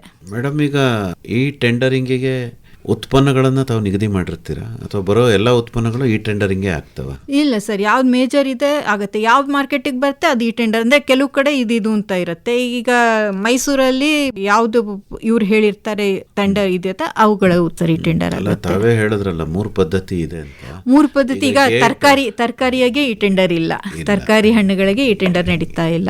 ಬೆರಿ ಬೇಳೆ ಕಾಳು ದವಸ ಇದಕ್ಕೆ ಶೇಂಗಾ ಸನ್ಫ್ಲವರು ಬೇರೆ ಬೇರೆ ಏನು ಆಹಾರ ಧಾನ್ಯಗಳು ಮತ್ತೆ ಎಣ್ಣೆಕಾಳು ಬೆಳೆಗಳಿರ್ತಾವು ಈ ಟೆಂಡರಿಂಗ್ ವ್ಯವಸ್ಥೆನ ಕಲ್ಪಿಸಿದ್ದೀರಿ ಅಲ್ವಾ? ರೈತ ಹೇಳಬೇಕು ಗೇಟಲ್ಲಿ ಎಂಟರ್ ಆಗುವಾಗ, ನಾನು ಈ ಟೆಂಡರಿಂಗಲ್ಲಿ ಈ ಉತ್ಪನ್ನ ಮಾರೋದಕ್ಕೆ ಇಷ್ಟಪಡ್ತೀನಿ ಅಂತ. ಓಕೆ, ಅಂದರೆ ಈಗ ನಿಮ್ಮದು ಗ್ರೇಡಿಂಗ್ ಅಂಡ್ ಸ್ಟ್ಯಾಂಡರ್ಡೈಸಿಂಗ್ ಯೂನಿಟ್ ಕೂಡ ಇರಬಹುದೇನೋ APMC? ಇದೆ ಸರ್, ಇದೆ. ಸೊ ಅವರು ಗ್ರೇಡ್ ಮಾಡಬೇಕು, ಗ್ರೇಡ್ ಮಾಡ್ತಾರೆ. ಅಂದರೆ ರಾಜ್ಯ ವ್ಯಾಪಿ ಗ್ರೇಡಿಂಗ್ ಅಂಡ್ ಸ್ಟ್ಯಾಂಡರ್ಡೈಸ್ ಆಗಿರೋದ್ರಿಂದ ಬೇರೆ ಕಡೆಯಿಂದಲೂ ವರ್ತಕರು ಈ ಟೆಂಡರಿಂಗ್ ಅಲ್ಲಿ ಭಾಗವಹಿಸಬೇಕು ಅಂತಾನೆ ಇದು ಈ ಟೆಂಡರ್ದು ಭಾಗವಹಿಸ್ತಾ ಇದ್ದಾರಾ ಮೇಡಮ್? ಭಾಗವಹಿಸ್ತಾ ಇದ್ದಾರಾ ಅನ್ನೋದು ಪ್ರಶ್ನೆ ಸರ್ ಅದು. ಬಟ್ ನಮ್ಮಲ್ಲಿ ಸೌತಲ್ಲಿಂದಂತ ನಾರ್ತ್ ಕರ್ನಾಟಕದಲ್ಲಿ ಎಲ್ಲ ಚೆನ್ನಾಗಿ ಅನುಷ್ಠಾನ ಆಗಿದೆ ಸರ್. ಅಲ್ಲಿ ರೈತರೆಲ್ಲ ಒಂದೊಂದು kg ಇದ್ರೂ ಮಾರ್ಕೆಟಿಗೆ ತರ್ತಾರೆ. ನಮ್ಮಲ್ಲಿ ಇನ್ನೂ ರೈತರಿಗೆ ಇದು ಆ್ಯಕ್ಚುಲಿ ಜಾಗೃತಿ ಮೂಡಿಸ್ಬೇಕು. ನಿಮ್ಮ ಇದರಿಂದನೇ APMC ಬಳಸ್ಕೊಳ್ಳಿ ಅನ್ನೋದನ್ನೇ ಹೇಳಬೇಕು. ಭಾರತದ ಮಾನ್ಯ ಪ್ರಧಾನಮಂತ್ರಿಗಳಾದ ಸನ್ಮಾನ್ಯ ಶ್ರೀ ನರೇಂದ್ರ ಮೋದಿ ಅವರು ಹೇಳುತ್ತಾರೆ, ವಿಕಸಿತ ಭಾರತಕ್ಕಾಗಿ ನಾವು ಒಟ್ಟಾಗಿ ಭವಿಷ್ಯದ ಕೃಷಿ ಪರಿಸರ ವ್ಯವಸ್ಥೆಯನ್ನ ನಿರ್ಮಿಸಬೇಕಾಗಿದೆ. ನಮ್ಮ ರೈತರ ಸಾಂಪ್ರದಾಯಿಕ ಜ್ಞಾನ, ವಿಜ್ಞಾನದ ಶಕ್ತಿ ಮತ್ತು ಸರ್ಕಾರದ ಬೆಂಬಲ ಒಂದಾದಾಗ ರೈತರು ಸಮೃದ್ಧರಾಗುತ್ತಾರೆ ಮತ್ತು ಭೂಮಿ ತಾಯಿಯು ಆರೋಗ್ಯವಾಗಿರುತ್ತಾಳೆ. ಪ್ರಗತಿಯ 12 ವರ್ಷಗಳು. ಮೃದು ಸ್ವಾಸ್ಥ್ಯ ಕಾರ್ಡ್, ಮಣ್ಣಿನ ಆರೋಗ್ಯ ಕಾರ್ಡ್. ಸುಮಾರು 26 ಕೋಟಿ ಕಾರ್ಡುಗಳನ್ನು ವಿತರಿಸಲಾಗಿದ್ದು ವೈಜ್ಞಾನಿಕ ಕೃಷಿಗೆ ಉತ್ತೇಜನ ನೀಡಲಾಗಿದೆ. ಕಿಸಾನ್ ಕ್ರೆಡಿಟ್ ಕಾರ್ಡ್ KCC ಸುಮಾರು 8 ಕೋಟಿ ರೈತರಿಗೆ ಸುಲಭ ಸಾಲದ ಸೌಲಭ್ಯ ಒದಗಿಸಲಾಗಿದೆ. ದಾಖಲೆಯ ಆಹಾರ ಧಾನ್ಯ ಉತ್ಪಾದನೆ. ಆಹಾರ ಧಾನ್ಯ 2024-2025ರಲ್ಲಿ ಭಾರತವು ದಾಖಲೆಯ 357.73 ಮಿಲಿಯನ್ ಮೆಟ್ರಿಕ್ ಟನ್ ಆಹಾರ ಧಾನ್ಯ ಉತ್ಪಾದಿಸಿದೆ. ಇದರಲ್ಲಿ 150.18 ಮಿಲಿಯನ್ ಮೆಟ್ರಿಕ್ ಟನ್ ಅಕ್ಕಿ ಮತ್ತು 117.94 ಮಿಲಿಯನ್ ಮೆಟ್ರಿಕ್ ಟನ್ ಗೋಧಿ ಸೇರಿದೆ. ಮೀನು ಉತ್ಪಾದನೆ ಶೇಕಡ 106ರಷ್ಟು ದಾಖಲೆಯ ಬೆಳವಣಿಗೆ ಕಂಡಿದೆ. ಕೃಷಿ ಮಿಷನ್ಗಳು. ರಾಷ್ಟ್ರೀಯ ನೈಸರ್ಗಿಕ ಕೃಷಿ ಮಿಷನ್ 18 ಲಕ್ಷಕ್ಕೂ ಅಧಿಕ ರೈತರು ನೋಂದಾಯಿಸಿಕೊಂಡಿದ್ದು ಪ್ರತಿ ಎಕರೆಗೆ ವಾರ್ಷಿಕ 4,000 ರೂಪಾಯಿಗಳ ಪ್ರೋತ್ಸಾಹಧನ ನೀಡಲಾಗುತ್ತದೆ. ಡಿಜಿಟಲ್ ಕೃಷಿ ಮಿಷನ್ 11 ಕೋಟಿ ರೈತರಿಗೆ ಅಗ್ರಿಸ್ಟ್ಯಾಕ್ ಡಿಜಿಟಲ್ ಗುರುತಿನ ಚೀಟಿ ನೀಡಲಾಗುತ್ತಿದೆ. PM ಧನಧಾನ್ಯ ಕೃಷಿ ಯೋಜನೆ 100 ಹಿಂದುಳಿದ ಜಿಲ್ಲೆಗಳಲ್ಲಿ ನೀರಾವರಿ ಮತ್ತು ದಾಸ್ತಾನು ಸುಧಾರಣೆಗೆ ಕ್ರಮ ಕೈಗೊಳ್ಳಲಾಗುತ್ತಿದೆ. ಕೃಷಿ ಸಖಿ ಮತ್ತು ಸುಧಾರಿತ ತಳಿಗಳು. ಕೃಷಿ ಸಖಿ 18 ಜೂನ್ 2024ರಂದು ಸನ್ಮಾನ್ಯ ಪ್ರಧಾನಿ ಶ್ರೀ ನರೇಂದ್ರ ಮೋದಿ ಅವರು 30,000ಕ್ಕೂ ಹೆಚ್ಚು ಸ್ವಸಹಾಯ ಗುಂಪುಗಳ ಮಹಿಳೆಯರಿಗೆ ಕೃಷಿ ಸಖಿ ಪ್ರಮಾಣ ಪತ್ರ ವಿತರಿಸಿದರು. ಸುಧಾರಿತ ತಳಿಗಳು 11 ಆಗಸ್ಟ್ 2024ರಂದು ಹೆಚ್ಚಿನ ಇಳುವರಿ ನೀಡುವ 61 ಬೆಳೆಗಳ 109 ಹವಾಮಾನ ಸ್ನೇಹಿ ತಳಿಗಳನ್ನು ಬಿಡುಗಡೆ ಮಾಡಲಾಯಿತು. ತಂತ್ರಜ್ಞಾನ ಮತ್ತು ಶ್ವೇತಕ್ರಾಂತಿ. ಭಾರತ್ ವಿಸ್ತಾರ್ ಇದು ಅಗ್ರಿಸ್ಟ್ಯಾಕ್ ಮತ್ತು ICAR ಸಹಯೋಗದ ಬಹುಭಾಷಾ AI ಕೃಷಿ ಸಲಹಾ ವೇದಿಕೆಯಾಗಿದ್ದು ಹವಾಮಾನ ಮತ್ತು ಮಾರುಕಟ್ಟೆ ದರಗಳ ಮಾಹಿತಿಯನ್ನು 24/7 ಒದಗಿಸುತ್ತದೆ. ಹಾಲು ಉತ್ಪಾದನೆ. ಭಾರತವು ಹಾಲು ಉತ್ಪಾದನೆಯಲ್ಲಿ ವಿಶ್ವದಲ್ಲೇ ನಂಬರ್ 1 ಸ್ಥಾನದಲ್ಲಿದೆ. 2024-25ರಲ್ಲಿ ಸುಮಾರು 24.8 ಕೋಟಿ ಟನ್ ಹಾಲು ಉತ್ಪಾದನೆಯಾಗಿದೆ. ಶ್ವೇತಕ್ರಾಂತಿ 2.0 ಮುಂದಿನ 5 ವರ್ಷಗಳಲ್ಲಿ ಹಾಲು ಸಂಗ್ರಹಣೆಯನ್ನು ಶೇಕಡ 50ರಷ್ಟು ಹೆಚ್ಚಿಸುವ ಗುರಿ ಹೊಂದಲಾಗಿದೆ. APMC ಒಂದು ಕಾಯ್ದೆ ಅಡಿನಲ್ಲಿ ಸ್ಥಾಪನೆ ಆದಾಗ್ಲೇನೆ ಸರ್ಕಾರ ಅದಕ್ಕೊಂದು ಮಾರುಕಟ್ಟೆ ವ್ಯಾಪ್ತಿಯನ್ನು ಹಾಕಿರುತ್ತೆ, ಮತ್ತೆ ನೀವೇ ಉತ್ಪನ್ನಗಳನ್ನು ನೋಟಿಫೈ ಮಾಡ್ತೀರಿ ಅಲ್ವಾ? ನಾನು ಇನ್ನೊಂದು ಹೇಳಿದೆ, ನಮ್ಮಲ್ಲಿ 92 ನೋಟಿಫೈಡ್ ಕಮಾಡಿಟೀಸ್ ಇದೆ. ಈಗ ವಾಣಿಜ್ಯ ಕಾಫಿ, ಶುಗರ್ ಕೇನ್ ಆಗಲಿ ಅವೆಲ್ಲ ನಮಗೆ ನೋಟಿಫೈಡ್ ಅಲ್ಲ. ಸೊ ಅದರಿಂದ ನಮ್ಮ APMC ವ್ಯಾಪ್ತಿಗೆ ಬರೋದಿಲ್ಲ, ಹೊರಗಿಟ್ಟಿದೆ ಅಂದರೆ ಕಾಲಕ್ಕೆ ಅದು ಬೋರ್ಡ್ ಎಲ್ಲ ಇದೆಯಲ್ಲ ಅವ್ರದ್ದೇನೆ. ಅಲ್ಲಿ ಈಗ ತಂಬಾಕು ಆಗ್ಬೋದು ಅಂತ, ಅದು ಆಹಾರೋತ್ಪನ್ನ ಅಲ್ಲ ಹೇಳಿದ್ದು. ಈಗ ಕಾಫಿ, ಶುಗರ್ ಕೇನು ಅವೆಲ್ಲ ನಮ್ದಕ್ಕೆ ಬರೋದಿಲ್ಲ. ಸೊ ಯಾವುದು ನಮ್ದು ಮೀನ್ ಆಹಾರ ಧಾನ್ಯಗಳೆಲ್ಲ ಬರುತ್ತೆ. ಈಗ ಹೊಸ ಬೆಳೆಗಳಾದರೆ ಚಿಯಾಗಿ ಅಂತವು ಇನ್ನೂ ನೋಟಿಫೈ ಆಗಿಲ್ಲ. ಅಂದರೆ ನಿಮ್ಮ ನೋಟಿಫೈಡ್ ಉತ್ಪನ್ನಗಳು ನಿಮ್ಮ ಮಾರುಕಟ್ಟೆ ಪ್ರಾಂಗಣದಲ್ಲೇ ಮಾರಾಟ ಆಗಬೇಕು ಅನ್ನೋದು ಕಾಯ್ದೆಯ ಆಶಯ. ಇದ್ರ ಮಧ್ಯೆ ನಿಮ್ಗೆ ಗೊತ್ತಿರೋ ಹಾಗೆ 2 ವರ್ಷ ನಮ್ಮ ಕಾಯ್ದೆ ಇದರಲ್ಲೇ ಇರಲಿಲ್ಲ. So nation wide APMC ಕಾಯ್ದೆಗಳೇ ರದ್ದಾಗಿದ್ವು. ಆವಾಗ ಯಾರು ಎಲ್ಲಿ ಬೇಕಾದರೂ ರೈತರಿಗೆ ಪೂರ್ಣ ಸ್ವಾತಂತ್ರ್ಯ ಕೊಟ್ಟಿದ್ರು ಮಾರಾಟ ಮಾಡ್ಕೊಳ್ಳಿ ಅಂತ. ಆದರೆ ಆವಾಗ ಏನಾಯಿತು ಅಂತ ಹೇಳ್ತಾರೆ ಅಂತಂದರೆ, ನಾನು ಹೇಳಿದ್ನಲ್ಲ ತೂಕದಲ್ಲಿ ಮೋಸ ಆಗ್ತಾಯಿತ್ತು. ಯಾರು ನೋಡೋರಿರಲಿಲ್ಲ. ಡಿಸ್ಪ್ಯೂಟ್ ಅವ್ರಿಗೆ ಏನಾದ್ರು ಯಾರು ಮಾರಾಟ ಮಾಡಿದ್ರು ಒಂದು ದುಡ್ಡು ಕೊಟ್ಟಲಿಲ್ಲ ಅಂದರೆ ಡಿಸ್ಪ್ಯೂಟ್ ರೆಡ್ರೆಸ್ಸಲ್ಲಿ ಯಾರಿಗೆ ಇದು ಕೊಡಬೇಕು ಅಂತ. ಈಗಾದರೆ ಇವ್ರನ್ನ ವರ್ತಕರು ಏನು ನಮ್ಮ ಹತ್ರ ಲೈಸೆನ್ಸ್ ತೊಗೊಂಡಿರ್ತಾರೆ ಅವರದ್ದು ಪೂರ್ತಿ ಡೀಟೇಲ್ಸ್ ನಮ್ಮ ಹತ್ರ ಇರುತ್ತೆ. ನಾವು ಬ್ಯಾಂಕ್ ಗ್ಯಾರಂಟಿ ಕೇಳಿರ್ತೀವಿ. ಏನೇ ಆದರೂ ಅವರು ಯಾರು ಎಲ್ಲಿರ್ತಾರೆ ನಾವು ನೋಟಿಸ್ ಕೊಡ್ತೀವಿ, ಅವ್ರದ್ದು ಲೈಸೆನ್ಸ್ ರದ್ದು ಮಾಡ್ತೀವಿ. ಅವ್ರ ಮುಂದೆ ವ್ಯಾಪಾರ ಮಾಡೋಕ್ಕಾಗಲ್ಲ ಒಂದು ಏನಾದರೂ ಈ ಥರ ತೊಂದರೆಗಳಾದರೆ. ಸೊ ಈ ಕಾಯ್ದೆ ಇಲ್ಲದೆ ಇದ್ದಾಗ ಅದು ರೈತರಿಗೆ ಆಗ್ತಾ ಇತ್ತು ತೊಂದರೆ ಅಂತ ಹೇಳಿ 24ರಲ್ಲಿ ಕಾಯ್ದೆ ಮತ್ತೆ ಬಂತು, 24 ಮಾರ್ಚಲ್ಲಿ. ಸೊ ಆಗಿಂದ ಮತ್ತೆ APMCಯಲ್ಲಿ ಏನೇ ಇದ್ರೂ notified commodities outside APMC trade ಆಗೋ ಹಾಗೆ ಇಲ್ಲ ಅಂತಲೇ ಈ ಕಾಯ್ದೆ ಇದು. ಸೊ ನಮಗೆ ನಿಯಂತ್ರಣದೇ ವಿಜಿಲೆನ್ಸ್ ಸೆಲ್ಲಿದೆ. ಔಟ್ಸೈಡ್ ಯಾವ್ದು ಆಗ್ತಾ ಇದೆ, ಅವ್ರು ವಿತೌಟ್ ಸೆಸ್ ಹೋಗ್ತಾ ನಮ್ಗೆ ಹೇಗೆ ಗೊತ್ತಾಗುತ್ತೆ ಅಂದರೆ, ಈಗ ನಿಮ್ಮದೇ ಚೆಕ್ ಪೋಸ್ಟ್ಗಳು ಇರಬೇಕೇನೋ? ಚೆಕ್ ಪೋಸ್ಟ್ಗಳಿವೆ, ಅಂತಾರಾಜ್ಯ ಇದೆ ಗಡಿಯಲ್ಲಿ, ಮತ್ತು ಡಿಸ್ಟ್ರಿಕ್ಟಲ್ಲೂ ಚೆಕ್ ಪೋಸ್ಟ್ಗಳಿವೆ. ಸೊ ನಾವಲ್ಲಿ ತಪಾಸಣೆ ವಿಜಿಲೆನ್ಸ್ ಅಲ್ಲಿಂದ ಇಲ್ಲ ನಮ್ಮ ಇದರಿಂದ ರೆಗ್ಯುಲೇಷನ್ ಮಾಡ್ತೇವೆ. ಸೊ ಎಲ್ಲಿ ಇದು ಹಾಗೆ ಹೋಗ್ತಾ ಇದೆ ಅಂತ ಗೊತ್ತಾರೆ, ಅವ್ರು ರೈತರಿಂದ ನೇರ ಮಾಡಿದ್ದಾರೆ ಏನಾಗಿದೆ ಅಂತ ಹೇಳಿ ನಾವು ನೋಡ್ಬೋದು. ಸೆಸ್ ಕಟ್ಟಿಲ್ಲ ಅಂತಂದರೆ ಅವ್ರಿಗೆ ಪೆನಾಲ್ಟಿ ಇರುತ್ತೆ. ಈ ಟೆಂಡರಿಂಗ್ ಬಂದ ಮೇಲೆ ಬಿಳಿ ಚೀಟಿ ವ್ಯವಹಾರ ಕಡಿಮೆ ಆಗಿದೆ ಅಂತ ಅನ್ಸುತ್ತೆ ತಮಗೆ? ಬಿಳಿ ಚೀಟಿ ವ್ಯವಹಾರ ಕಡಿಮೆ ಮಾಡಬೇಕು ಅನ್ನೋದೇ ನಮ್ಮ ಇಲಾಖೆಯ ಒಂದು ಧ್ಯೇಯೋದ್ದೇಶಗಳಲ್ಲಿ ಒಂದು. ಸೊ ಕಡಿಮೆ ಆಗಿದೆ, ಬಟ್ ಏನಂತಂತಂದರೆ ರೈತರು ಇದಾಗಿರಬೇಕು, ಅವರು ನಮಗೆ ಇನ್ಫಾರ್ಮ್ ಮಾಡಬೇಕು ಅಧಿಕಾರಿಗಳಲ್ಲಿರೋರಿಗೆ. ಸೊ ಮಾಡಿದ್ರೆ ಖಂಡಿತ ಅದು ಆ ತೊಂದರೆ ಬರೋದಿಲ್ಲ ಅಂತ. ಈಗ ನಿಮ್ಮ ಅನುಭವ ಹೇಳಿ ಮೇಡಮ್, ಈ ಟೆಂಡರಿಂಗ್ ಶುರುವಾದ ಮೇಲೆ ಏನೆಲ್ಲ ಅನುಕೂಲಗಳು ರೈತನಿಗೆ ಆಗಿರಬಹುದು? ಅದೇ ಸರ್, ಪಾರದರ್ಶಕತೆ ಇತ್ತು. ಅವತ್ತಿಂದ ಪೇಮೆಂಟ್ ವಿಷಯದಲ್ಲಂತೂ ಡಿಲೇ ಆಗೋ ಚಾನ್ಸಸ್ಸೇ ಇರಲ್ಲ. ಮೊದಲನೇ ಪೇಮೆಂಟ್ ತಕ್ಷಣ ಪೇಮೆಂಟ್ ಸಿಗುತ್ತೆ ಅವ್ರಿಗೆ. ತೂಕದಲ್ಲಿ ಮೋಸ ಆಗೋಕ್ಕೆ ಚಾನ್ಸಸ್ ತುಂಬ ಕಡಿಮೆ ಇದೆ. ಈಗ ತೂಕದಲ್ಲಿ ಮೋಸ ಆಗೋದೇ ಇಲ್ಲ, ಅನ್ಲೆಸ್ ಅವ್ರಿಗೆ ಇದಾದರೆ ತೂಕದ್ದಿರಲ್ಲ. ಆಮೇಲೆ ಸ್ಪರ್ಧಾತ್ಮಕ ಬೆಲೆ. ಈ ಟೆಂಡರ್ ಅಂದರೆ ಅವ್ರು ಏನು ಕೋಟ್ ಮಾಡಿರ್ತಾರೆ ಅದು ಕಾಂಪಿಟೇಟಿವ್ ಪ್ರೈಸ್ ಇರ್ತಾನೆ ಕೋಟ್ ಮಾಡೋದು. ಸೊ ಟ್ರಾನ್ಸ್ಪರೆನ್ಸಿ, ಎಲ್ಲದಕ್ಕಿಂತ ಹೆಚ್ಚಾಗಿ ಟ್ರಾನ್ಸ್ಪರೆನ್ಸಿ ಇರುತ್ತೆ. ಏನು ಕೋಟ್ ಮಾಡಿದ್ದಾರೆ, ಏನಿದೆ, ಯಾವ್ದು ಹೈಯೆಸ್ಟ್ ಬಿಡ್ ಹೋಗಿದೆ ಅಂತ ಎಲ್ಲನೂ ಓಪನ್ ಆಗಿ ಕಾಣಿಸೋದ್ರಿಂದ. ಸೊ ಅದೇ ಈ ಸ್ಪರ್ಧಾತ್ಮಕ ಬೆಲೆ ಅಂದಾಗ ತುಂಬ ಜನ ಖರೀದಿದಾರರು ಭಾಗವಹಿಸಿದಾಗ ಸ್ಪರ್ಧಾತ್ಮಕವಾದ ಬೆಲೆ ಸಿಗಬಹುದು ಅಂತ ಅಂದ್ಕೊಳ್ತೀವಿ. ಆದರೆ ನಿಮ್ಮ ಈ ಟೆಂಡರಿಂಗಲ್ಲಿ ತುಂಬ ಜನ ಭಾಗವಹಿಸ್ತಾರೆ ಖರೀದಿದಾರರು, ಮತ್ತು ಅವ್ರಿಗೆ ಉತ್ಪನ್ನಗಳನ್ನು ನೀವು ಹೇಗೆ ಸರಬರಾಜು ಮಾಡ್ತೀರಿ? ಆಯ್ತು, ಅವ್ನು ಟೆಂಡರ್ ಕೂಗ್ದ, ಅವ್ನು ಹೇಗೆ ತಗೊಂಡು ಹೋಗ್ತಾನೆ ಉತ್ಪನ್ನನ? ಹಣ ಪಾವತಿ ಮಾಡಿ ಟ್ರಾನ್ಸ್ಪೋರ್ಟೇಷನ್ ಅವ್ನ ಕಡೆದು ಸರ್. ರೈತರು ತರೋ ತನಕ ಮಾತ್ರ ರೈತರದ್ದಿರುತ್ತೆ. ರೈತರು ಕೊಟ್ಟಾದ್ಮೇಲಿಂದ ಟ್ರಾನ್ಸ್ಪೋರ್ಟೇಷನ್ ಎವ್ರಿಥಿಂಗ್ ಟ್ರೇಡರ್ಸ್ಗಾಗತ್ತೆ. ಇದೇ ಕಾರಣಕ್ಕೋಸ್ಕರ ಮಳಿಗೆಗಳೆಲ್ಲ ಇದೆ. ನಾವು ಮಳಿಗೆಗಳನ್ನ ಅವ್ರಿಗೆ ಲೀವ್ ಆ್ಯಂಡ್ ಲೈಸೆನ್ಸ್ ಅಥವಾ ಲೀಸ್ ಕಮ್ ಸೇಲಲ್ಲಿ ಹಂಚಿಕೆ ಮಾಡಿರ್ತೀವಿ ಅಲಾಟ್ಮೆಂಟು. ಲೀವ್ ಆ್ಯಂಡ್ ಲೈಸೆನ್ಸ್ ಅಂದರೆ ಬಾಡಿಗೆ ರೀತಿ 11 ತಿಂಗಳಿಗೆ ಅವ್ರಿಗೆ ಅಲಾಟ್ಮೆಂಟ್ ಆಗಿರುತ್ತೆ. 55 ತಿಂಗಳು ಗರಿಷ್ಠ ಇದು. 11 ತಿಂಗಳು ಆಗ್ತಿದ್ದಾಗೆ ಅವರು ನವೀಕರಣ ಮಾಡ್ಕೋಬೇಕು. ಆಮೇಲೆ ಕೆಲವು ಕಡೆ ಲೀಸ್ ಕಮ್ ಸೇಲ್ ಅಂತ 10 ವರ್ಷಕ್ಕೆ ಅವ್ರಿಗೆ ಕರಾರು ಮಾಡಿಕೊಂಡು ಲೀಸಲ್ಲಿ ಅವರ ಮಳಿಗೆ ಕಟ್ಕೊಳ್ಳೋಕ್ಕೆಲ್ಲ ಅವಕಾಶ ಕೊಟ್ಟಿವಿ. 10 ವರ್ಷ ಆದಮೇಲೆ ಬೇಕಾದ್ರೆ ಸೇಲ್ ಡೀಡ್ ಮಾಡ್ಕೊಡ್ತೀವಿ, ಅವ್ರಿಗೆ ಇನ್ನೂ ಇಂಟ್ರೆಸ್ಟ್ ಇದೆ ಅವರೇ ತಗೋತೇವೆ ಅಂತ ಹೇಳಿದ್ರೆ ಅದು ಗೋದಾಮುಗಳನ್ನು ನಿರ್ಮಾಣ ಮಾಡಿರ್ತೀರ ತಾವು? ಹೊಸ ಗೋದಾಮು ಎಲ್ಲ ಕಡೆ ಮಾಡಿದ್ದೇವೆ ಸರ್ ಗೋದಾಮು. ರೈತರಿಗೆ ಒಂದು ಯೋಜನೆ ಇದೆ, ಏನಂತಂದ್ರೆ ಅಡಮಾನ ಸಾಲ ಅಂತ ಒಂದು ಯೋಜನೆ, ಪ್ಲೆಡ್ಜ್ ಲೋನ್ ಅಂತ ಇದೆ ಸರ್. ಅದರ ಲಾಭನ ಪಡ್ಕೋತಾ ಇದ್ದಾರಾ ಮೈಸೂರಲ್ಲಿ? ಇಲ್ಲ ಸರ್, ಇನ್ನೂ ಅವೇರ್ನೆಸ್ ಇಲ್ಲ. ನಮ್ಮ ರೈತರಿಗೆ ಅಷ್ಟೇ ಅವೇರ್ನೆಸ್ ಇಲ್ಲ. ಅವರು ತಂದು ಇಡೋದಕ್ಕೆಲ್ಲ ಅವ್ರು ಯೋಚನೆ ಮಾಡಲ್ಲ. ತಂದಿದ್ದು ಬೆಳೆದಿದ್ದು ತಕ್ಷಣ ಮಾರಾಟ ಮಾಡಿಬಿಡಬೇಕು ಅನ್ನೋದೇ ರೈತರಲ್ಲಿರುತ್ತೆ. ಈಗ ಯಾವಾಗ ಪ್ರೈಸ್ ಕಡಿಮೆ ಆಗುತ್ತೆ, ಸೊ ಅವ್ರೇನಂದ್ರೆ ಈಗ ನಾವು ನಿರ್ಮಾಣ ಮಾಡಿರೋ ಗೋದಾಮುಗಳಲ್ಲಿ ಇಟ್ಟು ಅವ್ರು ಇಟ್ಟಿದ್ದ ಮೇಲೆ ಅದಕ್ಕೆ ಅಡಮಾನ ಸಾಲ ಅನ್ನೋ ಇದರಲ್ಲಿ 60% ತನಕನೂ ಅವರು ಇದು ತಗೋಬಹುದು. ಇನ್ನೊಂದು ಸ್ವಲ್ಪ ವಿವರವಾಗಿ ಹೇಳಿ ಮೇಡಮ್, ಏನ್ ಮಾಡ್ಬೋದು? ನಾವೀಗ ಗೋದಾಮುಗಳನ್ನ ಅವ್ರ ರೈತರಿಗೋಸ್ಕರನೇ ಕಟ್ಟಿರ್ತೇವೆ. ಆ ಗೋದಾಮುಗಳಲ್ಲಿ ಅವರು ಇವತ್ತು ತಂದಿರೋದಕ್ಕೆ ಅವ್ರಿಗೆ ಪ್ರೈಸ್ ಸ್ಯಾಟಿಸ್ಫೈ ಆಗಿಲ್ಲ, ಅವರಿಗೆ ಆ ಪ್ರೈಸ್ ಖುಷಿ ಕೊಟ್ಟಿಲ್ಲ, ಅವ್ರಿಗೆ ಕೋಟ್ ಆಗಿರೋದು ಏನು ಅಂತ ಹೇಳಿದ್ರೆ ಅವ್ರು ಅದನ್ನ ಆ ಗೋದಾಮುಗಳಲ್ಲಿ ಸಂಗ್ರಹಿಸಿಡ್ಬೋದು. ಸಂಗ್ರಹಿಸಿಟ್ರೆ ಕೆಲವು APMCಗಳಲ್ಲಿ ಟೈಮ್ ಪೀರಿಯಡ್ ಇದೆ ಸರ್, ಇಷ್ಟು ಟೈಮ್ ಪೀರಿಯಡ್ ತನಕ ಇಡ್ಬೋದು ಅಂತ ಹೇಳಿ. ಫಾರ್ ಎಕ್ಸಾಂಪಲ್ 2 months ಅಥವಾ 3 months ಅಂತ ಇದೆ. ಅದಕ್ಕೆ ಅವ್ರದ್ದು ನಿಧಿ ಮಾಡ್ಕೊಂಡಿರ್ತಾರಲ್ವಾ APMCನಲ್ಲಿ ರೈತರುಗಳಿಗೆ ಹಣ ಕೊಡೋದಕ್ಕೆ? ಹೌದು ಸರ್. ಇದು ಇಂಟ್ರೆಸ್ಟ್ ಫ್ರೀ ಇರುತ್ತಾ? ಇಲ್ಲ sir, first period initial period ಅಲ್ಲಿ ಇಂಟ್ರೆಸ್ಟ್ ಫ್ರೀ, ಅದು ರೈತರಿಗೆ ಅನುಕೂಲ ಆಗ್ಲಿ ಅಂತ. ಅದು ಪ್ರೊಲಾಂಗ್ ಆದ್ರೆ ಅಷ್ಟೇನೆ ಇದು ಸರ್. ಅಂದ್ರೆ ತಕ್ಷಣ ಅಥವಾ ಮಾರಬಾರ್ದು, ಡಿಸ್ಟ್ರೆಸ್ ಸೇಲ್ ಆಗಬಾರ್ದು ಅನ್ನೋ ಇದಕ್ಕೋಸ್ಕರನೇ ಉದ್ದೇಶಕ್ಕಾಗಿ ಇಟ್ಟಿದ್ದೀರಿ. ಆದ್ರೆ ರೈತರಿಗೆ ಗೊತ್ತಿಲ್ಲದೆ ಇರೋದ್ರಿಂದ ಇದನ್ನ ಯಾರು ಅಷ್ಟು ಬಳಸ್ಕೋತಾ ಇಲ್ಲ ಸರ್, ತುಂಬಾ ಕಡಿಮೆನೆ ಬಳಸ್ಕೋತಾ ಇಲ್ಲ. ಈಗ ಮೈಸೂರು APMC ನಲ್ಲಿ ಇದೆ ಸರ್. ಎಲ್ಲಾ APMC ಅಲ್ಲೂ ಈ ಯೋಜನೆ ಅನುಷ್ಠಾನದಲ್ಲಿದೆ. ಇದನ್ನ ರೈತರು ಬಳಸ್ಕೋಬೇಕು. ಅಂದ್ರೆ ಎಲ್ಲೆಲ್ಲಿ APMCಗಳಿದೆಯೋ ಅಲ್ಲೆಲ್ಲ ಈ ನಿಧಿ ಇರುತ್ತೆ. ರೈತರು ಕಷ್ಟಪಟ್ಟು ಬೆಳೆದದ್ದನ್ನು ಒತ್ತಡದಲ್ಲಿ ಮಾಡಬಾರ್ದು, ಶೇಖರಿಸಿ ಇಡಬಹುದು ಅಲ್ವಾ.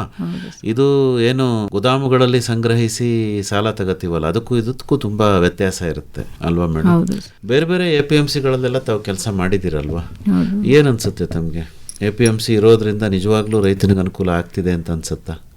ಆಗ್ತಿದೆ ಅಂತ ಅಲ್ಲ ಸರ್, ರೈತರು ಬಳಸ್ಕೊಂಡ್ರೆ ಇದು ಬಹಳ ಒಂದು ಉತ್ತಮವಾದ ವ್ಯವಸ್ಥೆ. ಅವ್ರಿಗೆ ಒಂದು ಪ್ಲಾಟ್ಫಾರ್ಮ್, ಅವ್ರಿಗೆ ಒಳ್ಳೆ, ನಾನು ಹೇಳ್ದಾಗೆ ಆಗಲೇ ಪಾರದರ್ಶಕವಾದ ಬೆಳೆ ಸಿಗೋಕ್ಕೆ, ಅವತ್ತಿಂದ ಅವತ್ತಿಗೆ ಅವ್ರಿಗೆ ಮಾರಾಟ ಆಗಿದ್ದಕ್ಕೆ ಅಲ್ಲೇನೇ ಪೇಮೆಂಟ್ ಆಗೋದಕ್ಕೆ ಮತ್ತು ತೂಕೋದಕ್ಕೆ ಇವೆಲ್ಲನೂ ಒಂದು ಒಳ್ಳೆ ಪ್ಲಾಟ್ಫಾರ್ಮ್ ಇದೆ. ಸರ್ಕಾರ ಅಷ್ಟು ಕೋಟ್ಯಾಂತರ ರೂಪಾಯಿ ನಾವು ವ್ಯಯ ಮಾಡಿ ವೇ ಬ್ರಿಡ್ಜ್ಗಳನ್ನಾಗಲಿ ಪ್ಲಾಟ್ಫಾರ್ಮ್ಗಳನ್ನಾಗಲಿ ಎಲ್ಲನೂ ಕಟ್ಟಿಕೊಟ್ಟಿದೆ. ರೈತರು ಸದುಪಯೋಗ ಪಡಿಸ್ಕೋಬೇಕು ಇದನ್ನು.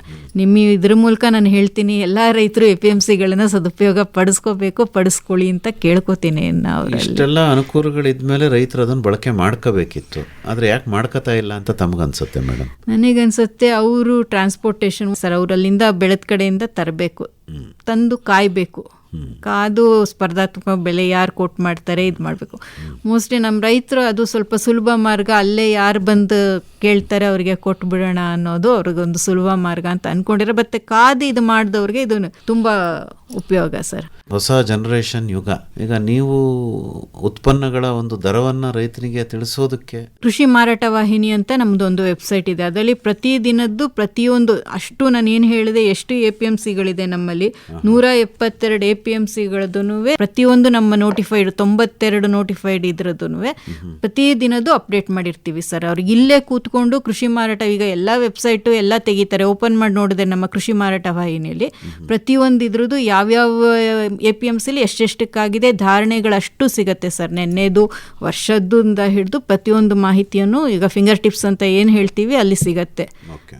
ಸೊ ರೈತರು ಅವ್ರದ್ದು ನೋಡಿಕೊಂಡು ಅವ್ರ ದರ ನಿಗದಿ ಮಾಡ್ಬೋದು ಬೇಕಾದರೆ. ನಮ್ದು ಇಷ್ಟು ನಡೀತಾ ಇದೆ, ಇಷ್ಟಿದೆ ಅನ್ನೋದು ಅವರಿಗೆ ಗೊತ್ತಾಗಲಿ ಅಂತ ಹೇಳಿ. ಮತ್ತು ನಮ್ಮದು ಬೋರ್ಡ್ ಇದೆ ಸರ್, ಕೃಷಿ ಮಾರಾಟ ಮಂಡಳಿ ಅಂತ. ಬೋರ್ಡಿಂದ ಅವ್ರದ್ದು ಮೇನ್ ಕಾರ್ಯನೇ ಪ್ರಚಾರ ಪ್ರಸಾರ. ಅವರು ಪ್ರೋಗ್ರಾಮ್ಸ್ ಮಾಡ್ತಾ ಇರ್ತಾರೆ, ರೈತರಿಗೆ ಸೆನ್ಸಿಟೈಸ್ ಮಾಡೋಕ್ಕೆ ಎಷ್ಟೊಂದು ಟ್ರೈನಿಂಗ್ಸ್ ಮಾಡ್ತಾ ಇದ್ದಾರೆ. ಇವಾಗಂತೂ ಆ್ಯಕ್ಟಿವ್ ಆಗಿದೆ ನಮ್ಮದು ಇದು ಈಗ 2 ಕಾಯ್ದೆ ಹೋಗಿ 2 ವರ್ಷ ಆದಮೇಲೆ ಈ ಕಾಯ್ದೆ ಬಂದಿರೋದ್ರಿಂದ ನಾವೆಲ್ಲ ಹಳೆಯ ಪ್ರೋಗ್ರಾಮ್ಸನ್ನು ಮತ್ತೆ ಏನಂತಾರೆ ಮರುಚಾಲನೆ ಮಾಡ್ತಾ ಇದ್ದೀವಿ, ಪುನರ್ಜೀವನನೇ ಕೊಡ್ತಾ ಇದ್ದೀವಿ ಅಂತ ಹೇಳ್ಬೇಕಂತ. ಈಗ ಟ್ರೈನಿಂಗ್ಸ್ ಮಾಡ್ತಾ ಇದ್ದಾರೆ ರೈತರಿಗೆ ಸೆನ್ಸಿಟೈಸ್ ಮಾಡೋದಕ್ಕೆ. ಮತ್ತೆ SMS ಸ್ಟಾರ್ಟ್ ಮಾಡಿದ್ದಾರೆ, SMS ಬರುತ್ತೆ ಈಗ ರೈತರಿಗೆ ಎಲ್ಲಾನು. ಮತ್ತೆ ನಾ ಹೇಳಿದ್ನಲ್ಲ, ವೆಬ್ಸೈಟಲ್ಲೇ ಪ್ರತಿಯೊಂದು ಧಾರಣೆಗಳು ಅವರಿಗೆ ಸಿಗುತ್ತೆ. ನಿಯಂತ್ರಿತ ಮಾರುಕಟ್ಟೆಗಳಿಗೆ ಸಂಬಂಧಪಟ್ಟಂತೆ, ನಿಮ್ಮ ಕೃಷಿ ಮಾರಾಟ ಇಲಾಖೆಯ ಕಾರ್ಯಕ್ರಮಗಳಿಗೆ ಸಂಬಂಧಪಟ್ಟಂತೆ ಅಥವಾ APMCಗಳಿಗೆ ಸಂಬಂಧಪಟ್ಟಂತೆ ಏನಾದರೂ ದೂರುಗಳಿದ್ರೆ, ದುಮ್ಮಾನಗಳಿದ್ರೆ ಅವರು ನಿಮ್ಮನ್ನೇ ನೇರವಾಗಿ ಸಂಪರ್ಕ ಮಾಡಬೇಕು ಅಂತಾದರೆ, ಸಂಗೀತ ಮೇಡಮ್, ಸಂಪರ್ಕಕ್ಕಾಗಿ ತಮ್ಮ ಮೊಬೈಲ್ ಸಂಖ್ಯೆನ ಕನ್ನಡದಲ್ಲಿ ಹೇಳ್ಬೋದೆ? ನನ್ನ ದೂರವಾಣಿ ಸಂಖ್ಯೆ 9448353229. ಇನ್ನೊಂದು ಸರಿ ಹೇಳ್ತೀರಾ? 9448353229. ಇನ್ನೂ ಒಂದು ಸರಿ ಹೇಳ್ಬಿಡಿ ಮೇಡಮ್. 9448353229. ಒಳ್ಳೆಯದು ಸಂಗೀತ ಅವರೇ. ಇದುವರೆಗೂ ಕೃಷಿ ಮಾರಾಟ ಇಲಾಖೆಯ ಕಾರ್ಯಚಟುವಟಿಕೆಗಳು ಹಾಗೆ ಕೃಷಿ ಉತ್ಪನ್ನ ಮಾರುಕಟ್ಟೆ ಸಮಿತಿಗಳಲ್ಲಿನ ಮಾರಾಟ ವ್ಯವಸ್ಥೆ ಕುರಿತು ವಿವರವಾಗಿ ಮಾಹಿತಿಯನ್ನು ನೀಡಿದ್ರಿ. ವಂದನೆಗಳು. ಈ ಒಂದು ಅವಕಾಶ ಕೊಟ್ಟಿದ್ದಕ್ಕೆ ತಮಗೂ ಕೂಡ ವಂದನೆಗಳು. ಕೃಷಿ ಮಾರಾಟ ಇಲಾಖೆಯ ಕಾರ್ಯಚಟುವಟಿಕೆಗಳು ಹಾಗೂ ಕೃಷಿ ಉತ್ಪನ್ನ ಮಾರುಕಟ್ಟೆ ಸಮಿತಿಗಳಲ್ಲಿ ಮಾರಾಟ ವ್ಯವಸ್ಥೆ ಈ ಕುರಿತು ಮೈಸೂರಿನ ಕೃಷಿ ಮಾರಾಟ ಇಲಾಖೆಯ ಉಪನಿರ್ದೇಶಕರಾದ ಎಸ್ ಸಂಗೀತಾ ಅವರೊಂದಿಗೆ ಸಂದರ್ಶನ ಕೇಳಿದಿರಿ. ಸಂದರ್ಶಕರು NK ಶಿವಮೂರ್ತಿ.